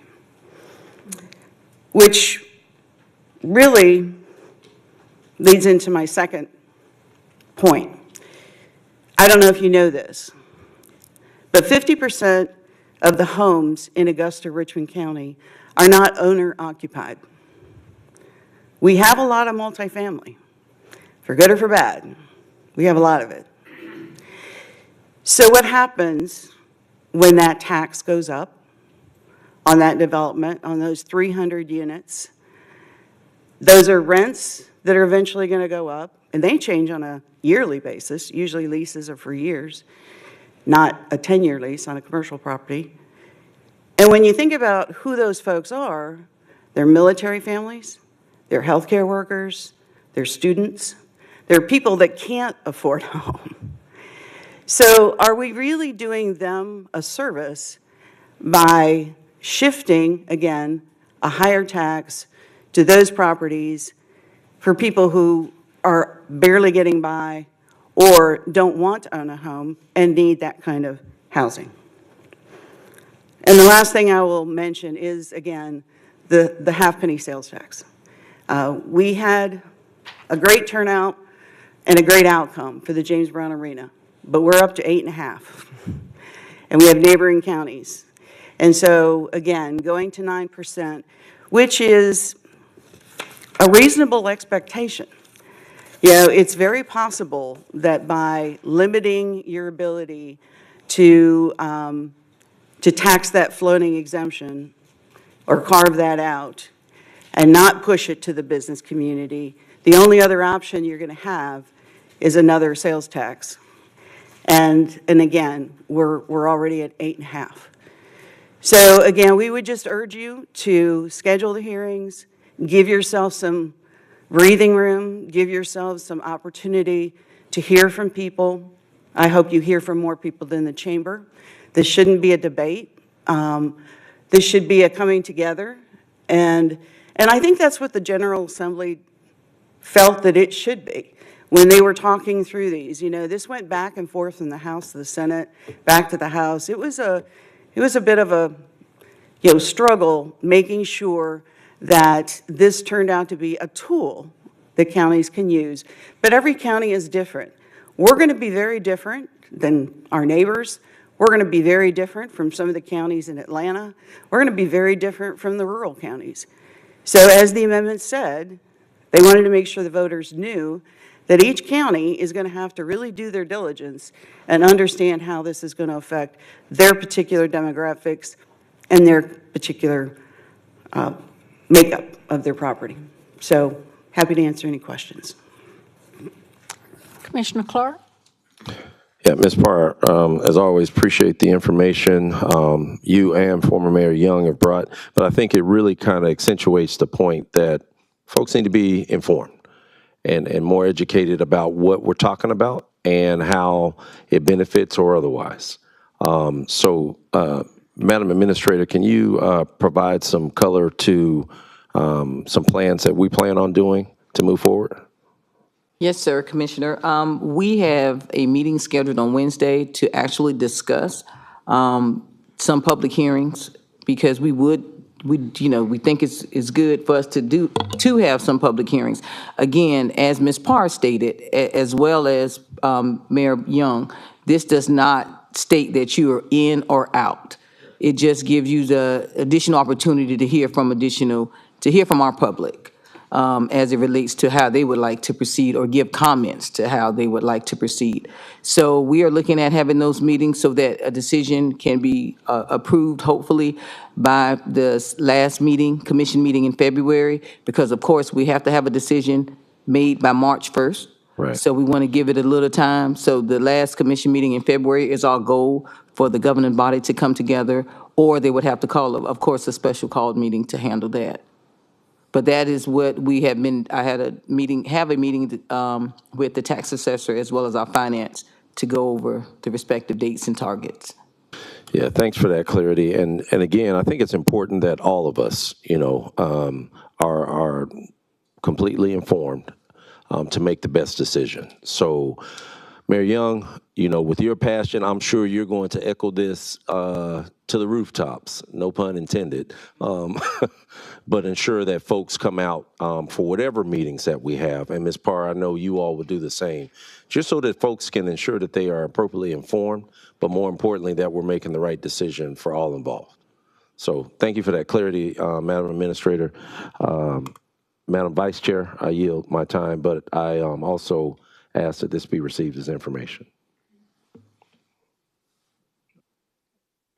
Motion for that? Without objection. Without objection. Thank you for correcting the new guy. Okay. Hey, we're both learning. Madam Chair, can we add 11 to that, or is Yes, there additional discussion can we move needed? right to 11, and let's put this bill info to bed for today anyway, and then we'll go back to number 9. So that would be 10 and 11, right? To receive his information? Yes, please.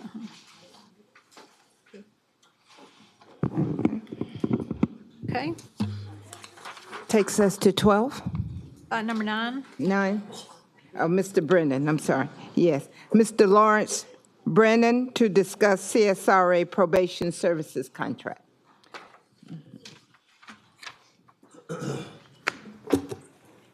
Begin.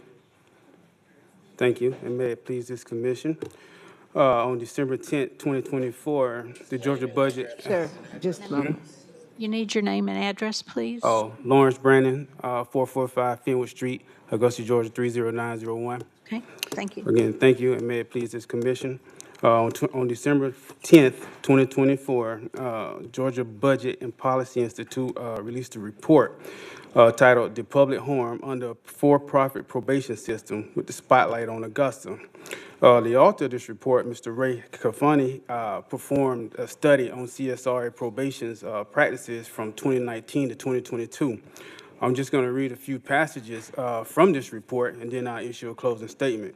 Quote, Most Georgians will get a traffic ticket in their lifetime. Some may have to go to court for these and other minor infractions because of an inability to pay or a traffic offense that requires a court hearing. Given their commonality, it is critical that there is integrity across the system, from Georgia's local courts to misdemeanor probation providers, to ensure that people of all income levels can pay off court fines and fees and that penalties are proportionate to the offense. Lack of state investment in our local courts and allowing for-profit probation companies to wield influence over local judicial authorities can undermine public safety in pursuit of profit. There are a variety of fines and fees associated with minor offenses like traffic infractions, lapsed vehicle insurance or registration, and pedestrian violations, such as crossing the street without a walk signal. Individuals who cannot immediately pay are subject to supervision by private probation companies motivated by profit. Those individuals face debts that can be exponentially higher than their initial penalty, unquote. Quote, Georgia is one of a dozen states that allow private for-profit probation companies to contract with local court systems to supervise and collect court fines and fees from those who are sentenced to misdemeanor probation. These include those placed on pay-only misdemeanor probation, which is criminalization solely due to a person's inability to pay fines and fees up front. This arrangement gives private companies leverage through local courts to pursue profit for themselves by charging people on probation with supervision and program fees. Those private companies then split a share of each payment with local courts until they recoup all the initial court fine and fee charges. The share of each payment allocated to supervision and program fees is kept as profit. It incentivizes private probation companies to maximize payment periods and probation sentences. Thus, local courts receive revenue collection services from private companies at no cost, but do so by harming the communities most vulnerable. You know who that is. Augusta lies at Georgia's epicenter of harms tied to for-profit misdemeanor probation. In 2012, lawsuits from Metro Augusta residents sparked nationwide challenges against the use of for-profit probation. Opposition to the abusive supervision practices of Georgia's then largest for-profit probation provider, Sentinel Offender Services, led to statewide reforms. They included 3-month caps on pay-only probation supervision fees, new state oversight and probation data reporting requirements. This also led to Sentinel pulling its private probation services out of Georgia. By 2017, CSRA Probation Services ended up acquiring most of Sentinel's contracts, including those with Augusta courts, taking Sentinel's place as Georgia's largest private provider. Since 2019, Augusta's misdemeanor probation rates have been among the highest in the state, while successful exits from misdemeanor probation have been among the lowest. Data from 2021 and 2022 show that more than 80% of Augusta's misdemeanor cases have been non-serious traffic offenses. Metro Augusta has some of the state's highest concentrations of Georgians with low incomes. For Georgians experiencing poverty, a private probation model provides few to no easy exits from misdemeanor probation services. Now, Mr. Kafani has provided us in his report a data sheet. You know, the quantitative data, this is the science. At a rate of 1,000 adults, Augusta sentenced people to pay only probation at the highest average rate from 2019 to 2022. Yet, Augusta closed misdemeanor probation cases at one of the lowest rates from 2019 to 2022. So, of course, we know that this stinks to high heaven of for-profit scheme. Also, Augusta placed people on misdemeanor probation at the second highest average rate from 2019 to 2022. This is per every 1,000 adults. Now, to continue, for-profit probation companies' collection practices often include setting unnecessarily high payment plans, arresting or threatening to arrest for none or partial payments, and increasing the frequency of reporting requirements that those under probation must follow. Any of these actions could increase the likelihood that someone with inflexible economic circumstances will miss payments or check-ins or have other infractions that could lead to consequences from being listed as non-compliant. Also, those facing economic hardships while on probation may only be able to make payments by foregoing rent, groceries, medicine, and other necessities. I also want to say, before I carry on, that when the article speaks of Any of these actions could lead to the likelihood that someone with inflexible economic circumstances will miss payments or check-ins or have other infractions that could Brandon, lead to consequences from being listed as non-compliant. Mr. Brandon, your time.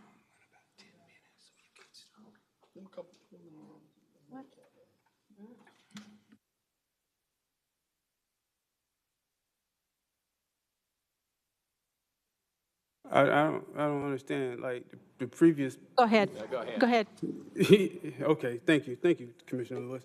Uh, yeah, listed as non-compliant, which is the way for for-profit companies to get around, not saying that, okay, what we're really doing is we're incarcerating you for debt, okay? To carry on, Metro Augusta has some of the state's highest concentrations of Georgians with low incomes, and individuals in poverty often suffer the most from predatory for-profit probation practices. Between 2019 and 2022, at least 25% of Black and Latino residents in Richmond and Burke County experienced poverty, twice the state average. Poverty was even more concentrated in three majority Black cities within Burke County, Sardis, Midland, and Waynesboro. At various points between 2019 and 2022, 50% or more of Black residents in these three cities experienced poverty. These rates were 3 to 4 times the state average and among some of the highest poverty concentrations in the state. Now, one could argue that because it is apparently obvious that these predatory practices disproportionately harm certain communities, that is why change is slow to come. Now, bear with me on the time. Because for-profit probation survival depends on its ability to raise revenue, Georgia is unable to navigate and pay those costs and unlikely to get relief. Instead, that is evident by, only releasing 338 out of every 1,000.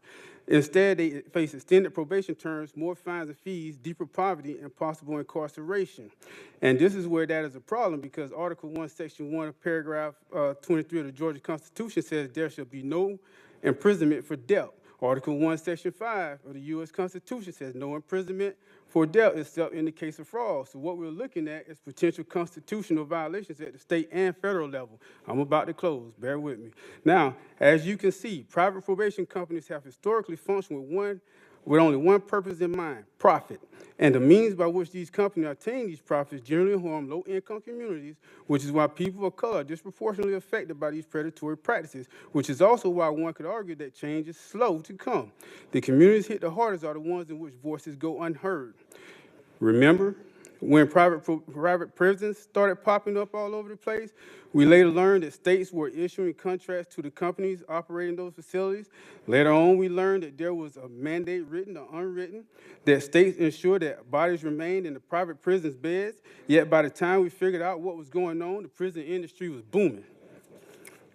Private prisons were well-oiled machines fueled by mass incarceration that extracted the lifeblood from low-income communities and, by extension, people of color. If CSRA probation is, in fact, engaging in the typical for-profit predatory practices of private probation companies, then the contract between Augusta, Richmond County, and CSRA probation needs a review, and if necessary, a severance, effective immediately. And so, because this got to stop, man. It got to stop.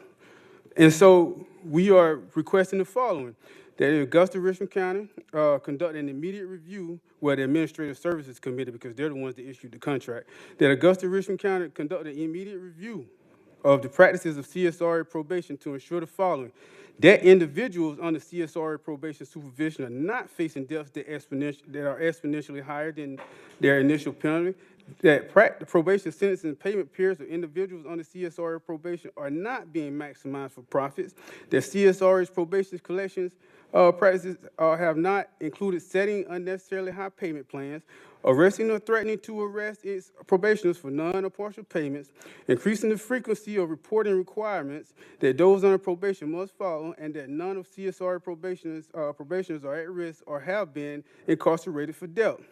Now, I know this goes without saying, but each of you were elected to your position by citizens of your respective districts. Therefore, we can reasonably expect that the citizens of your respective districts look for you to protect them against predatory practices. Each of you have a duty to protect your constituents, irrespective of their socioeconomic position. Because whether we want to acknowledge it or not, many of these low-income citizens are being harmed by the predatory practices of private corporations. are also tax-paying citizens. Despite having low-income earnings, they are still paying taxes at the federal, state, and local level. And I welcome the commission's questions if there are any. Okay, thank you. Are there any questions? Do we have any questions? Anybody up here? Commissioner Clark? Yeah, Madam Vice Chair. First of all, Mr. Brandon, right? Yes, sir. Yeah, thank you for the information that you presented. It was a lot, right? So with that being said, I wanted to know if there was anything you could share with us so that we can make copies and ensure that all of us are appropriately informed as you are, because you definitely have given us a lot of information. Right. And I want to make sure that we can appropriately digest that, receive that, and appropriately kind of determine next steps and actions. So is there something that you could share with us to provide? If you can give that to the clerk of commission, she can make copies for us, or otherwise. Well, you know, I've doodled all on this, but I can surely get you a copy. It's on the internet. It's Georgia Budget and Policy Institute. Okay. I can surely get a copy up to madam right there. I still don't know her name. I'm sorry. But Yeah. she's always in there when I go in there. Okay. And also, Madam Vice Chair, I think we do have another side of this. I think we have members from the probation services that are here as well. Is there anybody from CSRA? Let me speak first before he steps down. Excuse me, yes, sir. Commissioner Guilfoyle? Mr. Brandon? Yes. Thank you for coming before us. Like Commissioner Clark said, that was a lot of information to try to absorb, number one. But if you would forward to us, how long ago it's been? 8 years ago, we actually tried to bring probation in-house. And it actually started off good. We actually met with the gentleman who, the city of Athens has their own in-house probation. And we followed their lead. But the problem was, once we implemented it, it got dissected from some of the colleagues behind. They didn't want probation officers carrying a gun, wearing a bulletproof vest, or for some reason. But it ended up being dissipated, and that's how we went back to the probation service. So Augusta Richmond County did try, and I was part of the leading to bring probation in-house, but it did not work. Okay. Commissioner Guilfoyle, if I may respond. What we're asking for, of course, is a review, because I've been in front of this body enough times to know that some requests will be DOA, you know, and so it had to be the request for a review.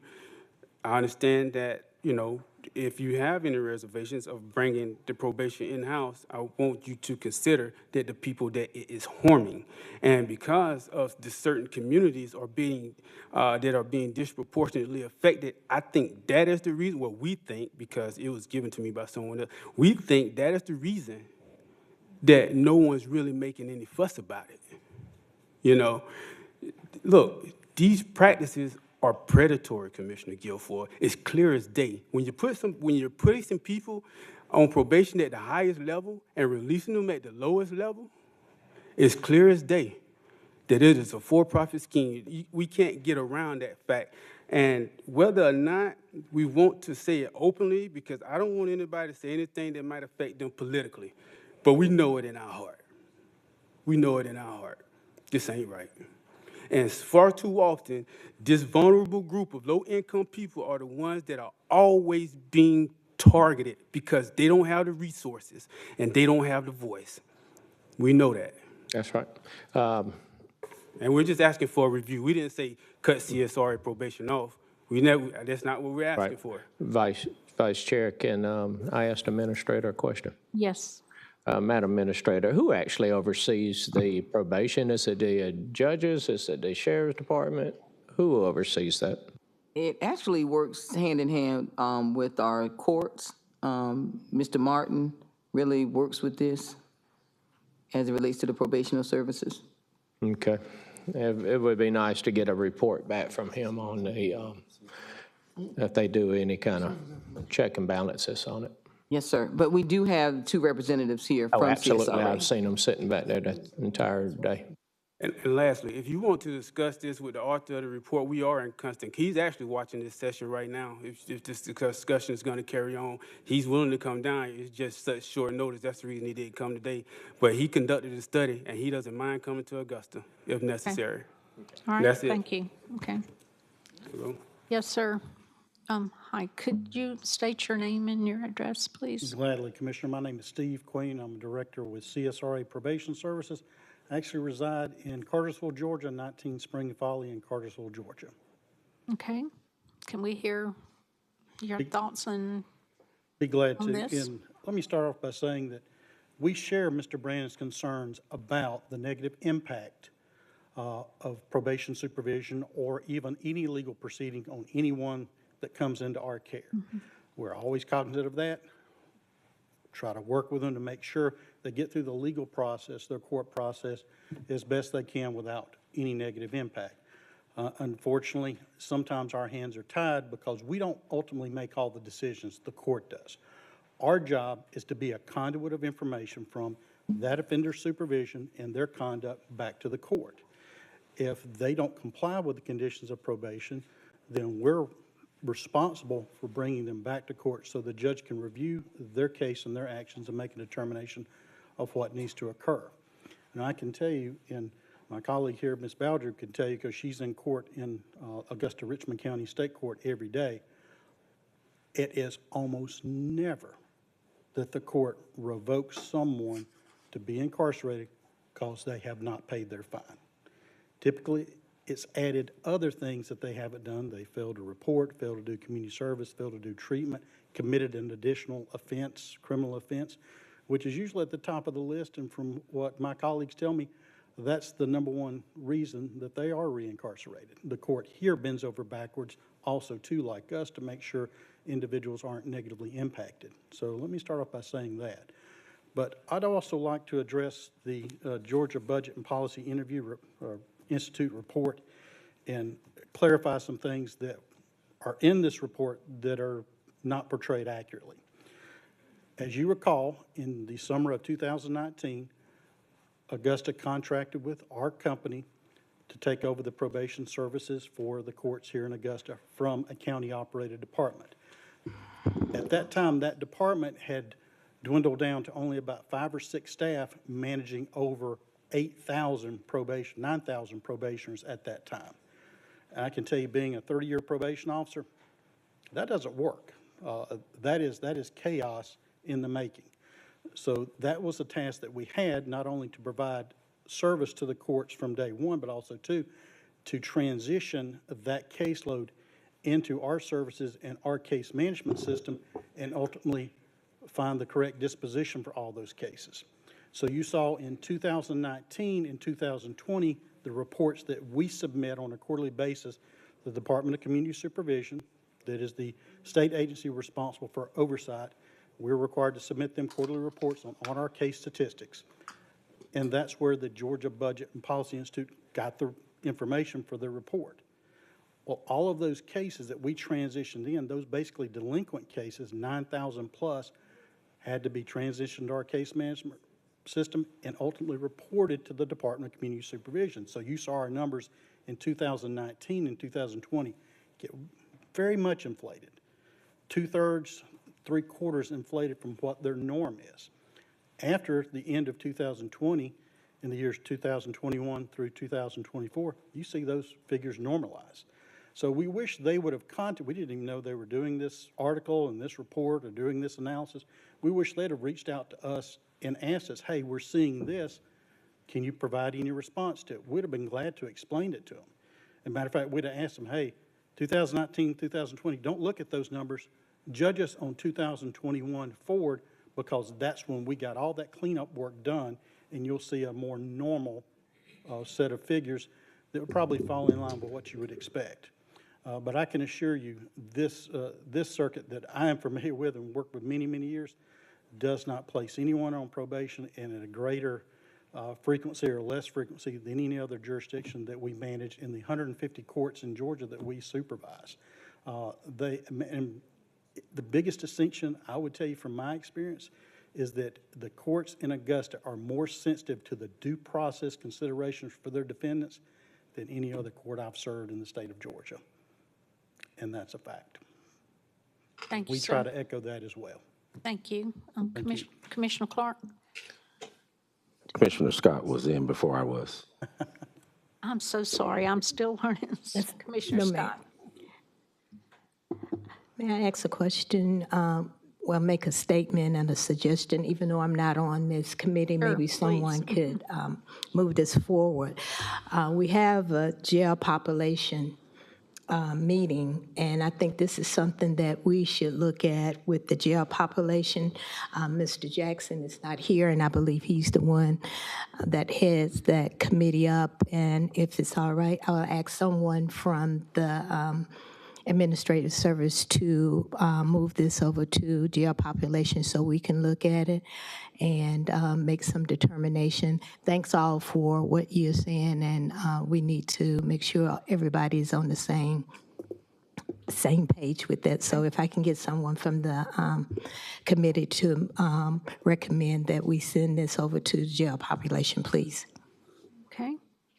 Commissioner Clark? Yeah, Madam Vice Chair, thank you, Commissioner Scott. That's what I was going to recommend as well, is that, Madam Administrator, if we could make sure that this gets relayed, I'd like to make a motion for us to relay this to the Jail Services Committee with the understanding that there is a need for more review. And if you all can set a time frame in which to get word back to the committee on what comes out of that discussion and review so that we can be appropriately informed. Can we have it back to you within 30 days, sir? I think that's ideal. That's my motion. Yeah. Second. I thought I seconded it. She said she second. Yeah.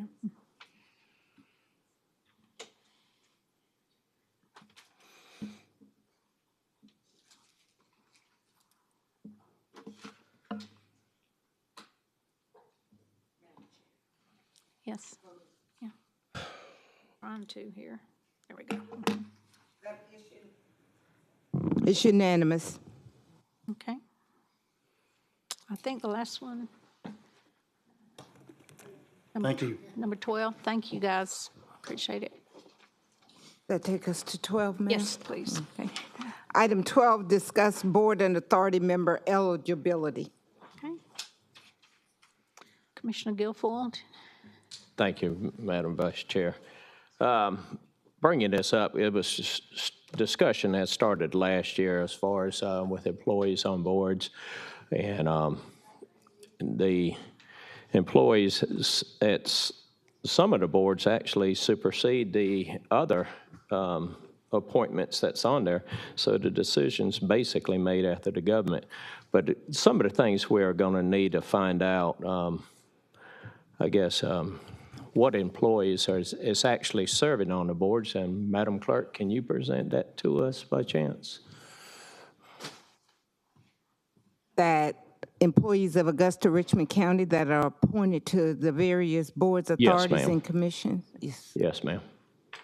I don't know if I would have that information. Well, it may be on their talent bank. Let me look on that and review that. Okay.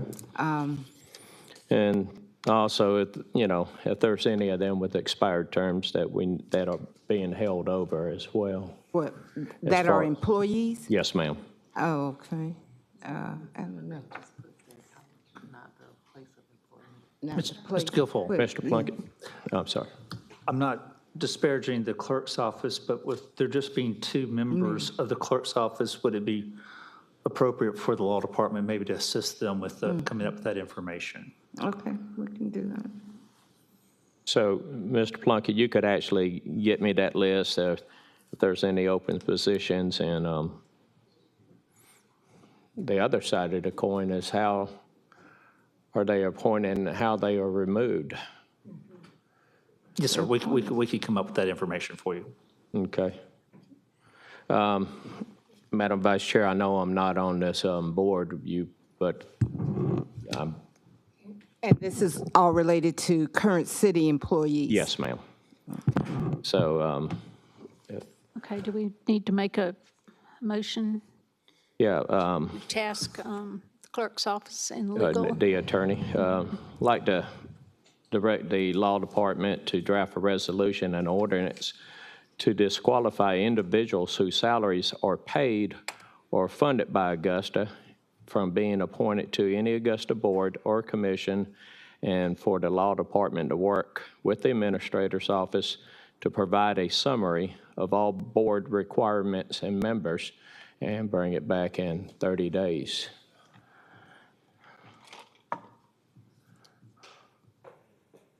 So if one of the members of this committee would use that in a form of motion, I would appreciate it. Can I put that in the form of a motion, please? Okay. So that's Ms. Linda. Have a second? Second.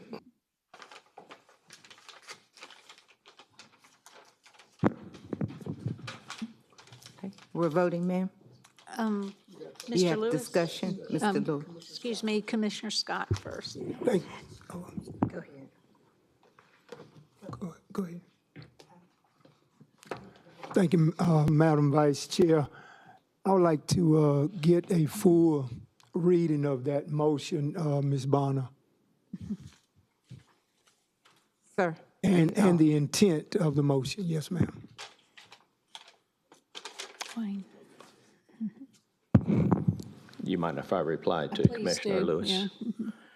Mr. Lewis, Commissioner Lewis, the agenda is to motion to direct the law department to draft a resolution and ordinance to disqualify individuals whose salaries are paid or funded by Augusta from being appointed to any Augusta board or commission, and for the law department to work with the administrator's office to provide a summary of all board requirements and members and bring it back in 30 days.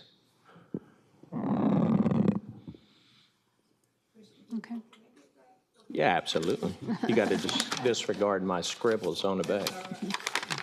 And can I add a footnote to that, Madam Vice Chair? Yes. I reached out to other communities, and for example, Columbia County sparsely allow any employees to serve on boards there, sir. So it's not uncommon for municipalities to make sure that employees are not serving on boards. Okay. So Augusta's the only one that we seem to do things outside the norm. Thank you. Okay, Commissioner Scott? Yes.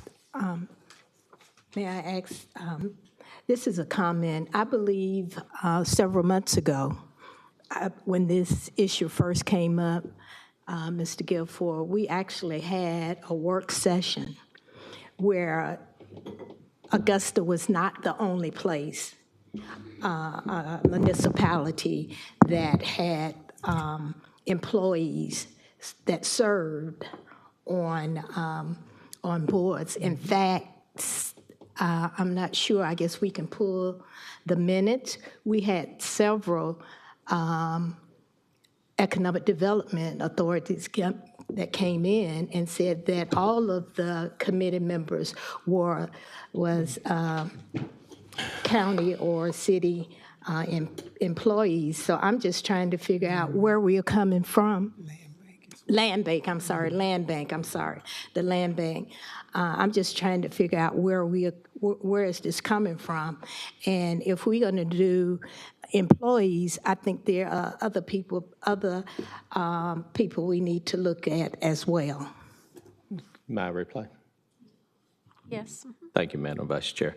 My super District 9, Francine Scott, I was here at that meeting when the land bank members showed up here. There was numerous throughout the state of Georgia. And They was invited. I'm sorry? Okay. And out of all the different cities, because that question was asked to them, and I would like to see the minutes, because I believe that they only responded, there was one employee, and I believe it was in Fulton County, that actually served on the board. The rest was not, or they were ex officios.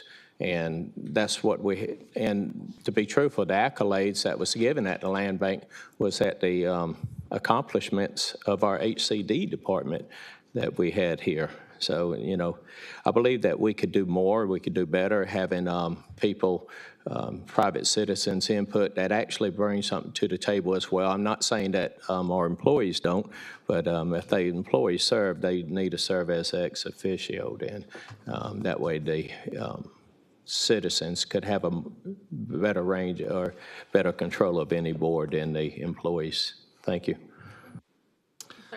Madam Chair, I believe I heard you make the motion. I think it would be more appropriate for someone on your committee to make it. You could second the motion. I think you may need to reverse the order of who was making the motion. Commissioner Pulliam wanted to say something. Commissioner Pulliam? Well, we need to clarify the motion first. Comment or something? Yeah, the parliamentarian has declared this will be null because the vice chair made the motion. If we can just switch that. Just switch it then. Well, I let me have seconded you it, so make I'll the make the motion. motion. Yes, ma'am. Thank you. And Ms. Lindback, you can second. It. Yes, I second it. Mm-hmm. Thank you so much, Vice Chair Slindak, for recognizing me. I wanted to speak on what Commissioner Scott brought up because I am the one that requested that the land bank do a presentation.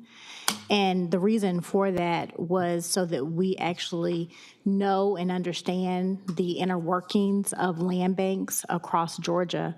And I believe it was both Chatham County and Fulton County that had city employees that served. But we also need to look at, I know we're talking about employees, but there are some boards, and so I know that we're going to be pulling those boards as we even review our 911 board.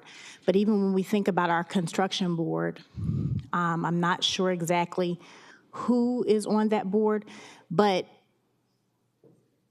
I believe that we do need individuals on boards that have certain knowledge base.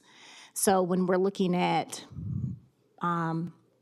construction board, since I just brought that up, you're going to want someone that is definitely in your planning department or has some skill set within that, as well as 911. So it would make sense that certain individuals, be it elected officials or city employees, if so be it, that those individuals are on the boards. So I think we need to take a deeper dive into what is our reasoning for saying that we don't want employees and not just compare ourselves to one county, which is our sister county. We should look at counties across Georgia so that we can make a well-informed decision and see how things, work well for Augusta, Richmond County. And yes, so that's it. Thank you. Okay, thank you. Commissioner Clark? Yeah. So Commissioner Slindak and I are the two newest. I can only go off of what we've been watching from the sidelines on what discussions have had or haven't had. I've kind of seen this one batted across the fence over and over again, but I don't think we've ever really received clarity on what we're talking about and who we're talking about, from how many employees this is impacting, about what are the true, intentions about doing this. So if there is some level of conflict of interest, I think we need to really kind of get to the nitty-gritty of it instead of just kind of batting this one back and forth. So, Madam Vice Chair, I don't mind modifying my motion to let's start with first steps. First steps is receiving all of the pertinent information that we need to receive about how many employees are involved or included in this, but also ensuring that as a committee or even as a governing body that we have full understanding of what we're talking about as far as what the conflicts are. So my motion is let's start with giving you and the legal department to get us all of the relevant information regarding the population of what we're talking about from an employee standpoint. and then receive more additional information to clarify our reasoning for doing so from a legal standpoint. Is that clear?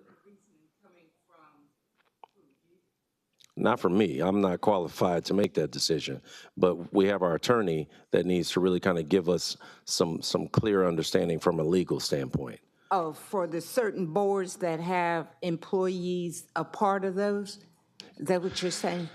Yeah, so because just most of those are commission-driven. correct. Commission Where we make the appointed. appointments. Right. That was created by ordinance or resolution that certain employees be a part of certain boards and authorities. Yes, sir. Right, but right now, I don't even think we've addressed the question of who should be on what board, why they're on a board, or anything. I think the ordinance is kind of gray in that regard, right? No, sir, no, and I just speak relative to the Land Bank Authority. All those were designated positions by certain departments when it was created doing consolidation. They were enumerated by departments, you tax assessor, tax commissioner, the attorney, and that sort of thing. Those were the only ones that were designated for in-house personnel. But if I remember the language on that correctly, it said those particular positions which were from departments, but it also said or otherwise directed by the governing body. Well, I can get that resolution out to you. Yeah. So I think because this is a significant change, and if we're going to make the change, let's make sure we're appropriately informed. Right now, I think we're kind of gray in some areas, and I like to see us get more clear on it. So if we can start with you and the legal department getting us clarity on what is the number of employees this is involving, and then get some more specifics on what each of the ordinances are stating for the boards. Okay, could we get Commissioner Pulliam, could we let legal jump in real quick and then I'll get to you? Okay. I just want to make sure I'm understanding, and hopefully this is responsive. So what you're asking for is the boards, the membership, who is it, if any positions are expired, and then whatever qualifications are required to be on that board. Is that sufficient at this juncture to provide, or is there? Yeah, that's sufficient, but I don't want us to drag this one out. This one has drug out since last year. And I'd like for us to put some timelines to where we can really kind of just, I mean, how long will it take us to get that information to the body, and then for us to kind of make the determination of how to move? Mr. Clark, arguably, I think it would just take maybe a week to 2 weeks, but I would like a little bit more time just relative to the issue with the opt-in, opt-out and things of that nature. So if we could report this back to the next committee cycle, I think we could have that for you by then. Okay. All right, Commissioner Pulliam. Thank you so much, Vice Chair Slindak.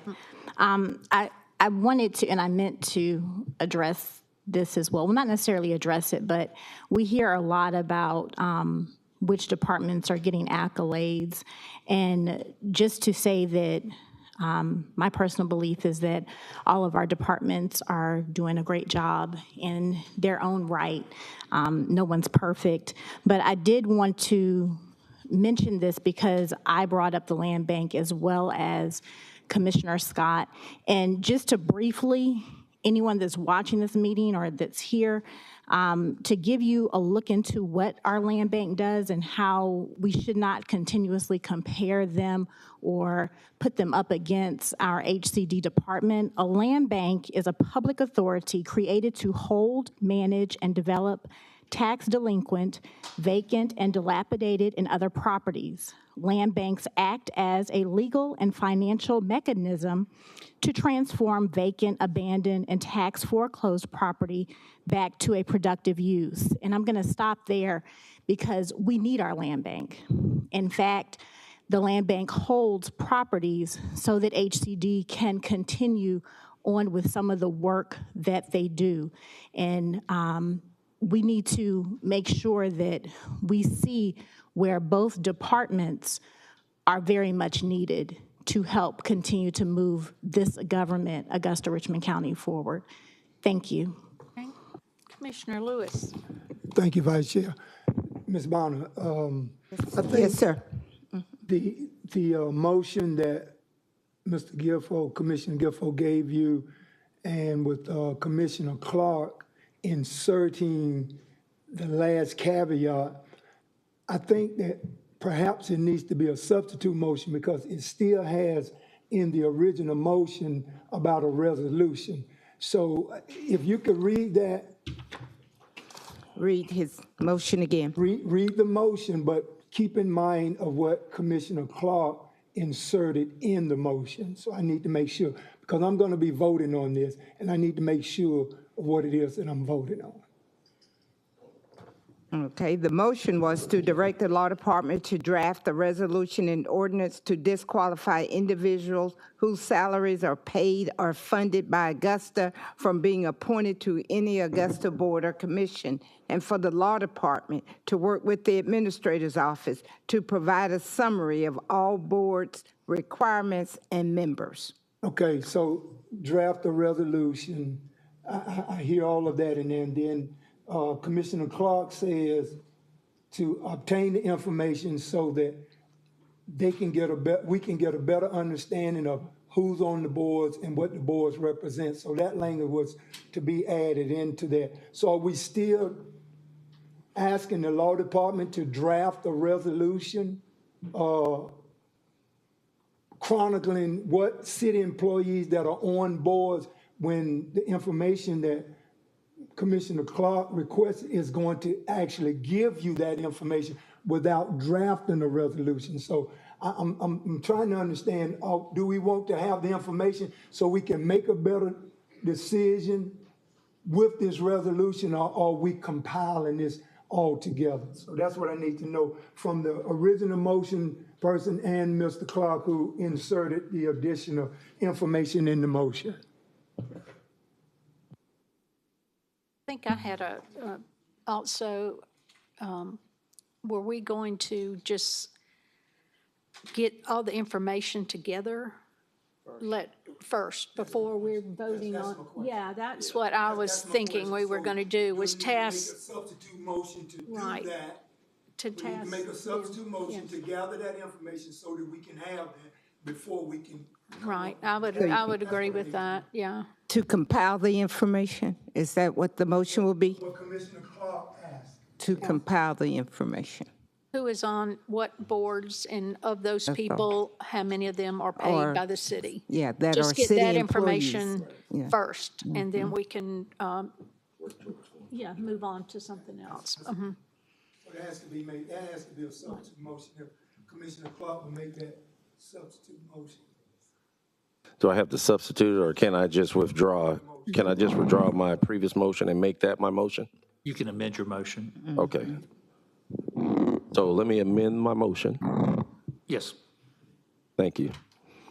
And I'd like to make the motion of what was previously stated as far as making the starting point of obtaining all the information requested from the clerk's office and from the legal department to appropriately inform the governing body.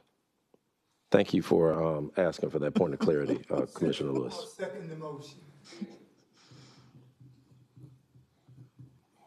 Okay. Got a motion and a second. Yes, ma'am, you can vote. Our learned attorney is going to decipher for us. We're good. We're Okay. good. We're just voting now. Okay. Okay. Clear as mud, right? Yeah. Blame it on the new guy, though. Blame it on the new That's guy. okay. Got to start somewhere, right? Blame it on the new guy. I'll take it.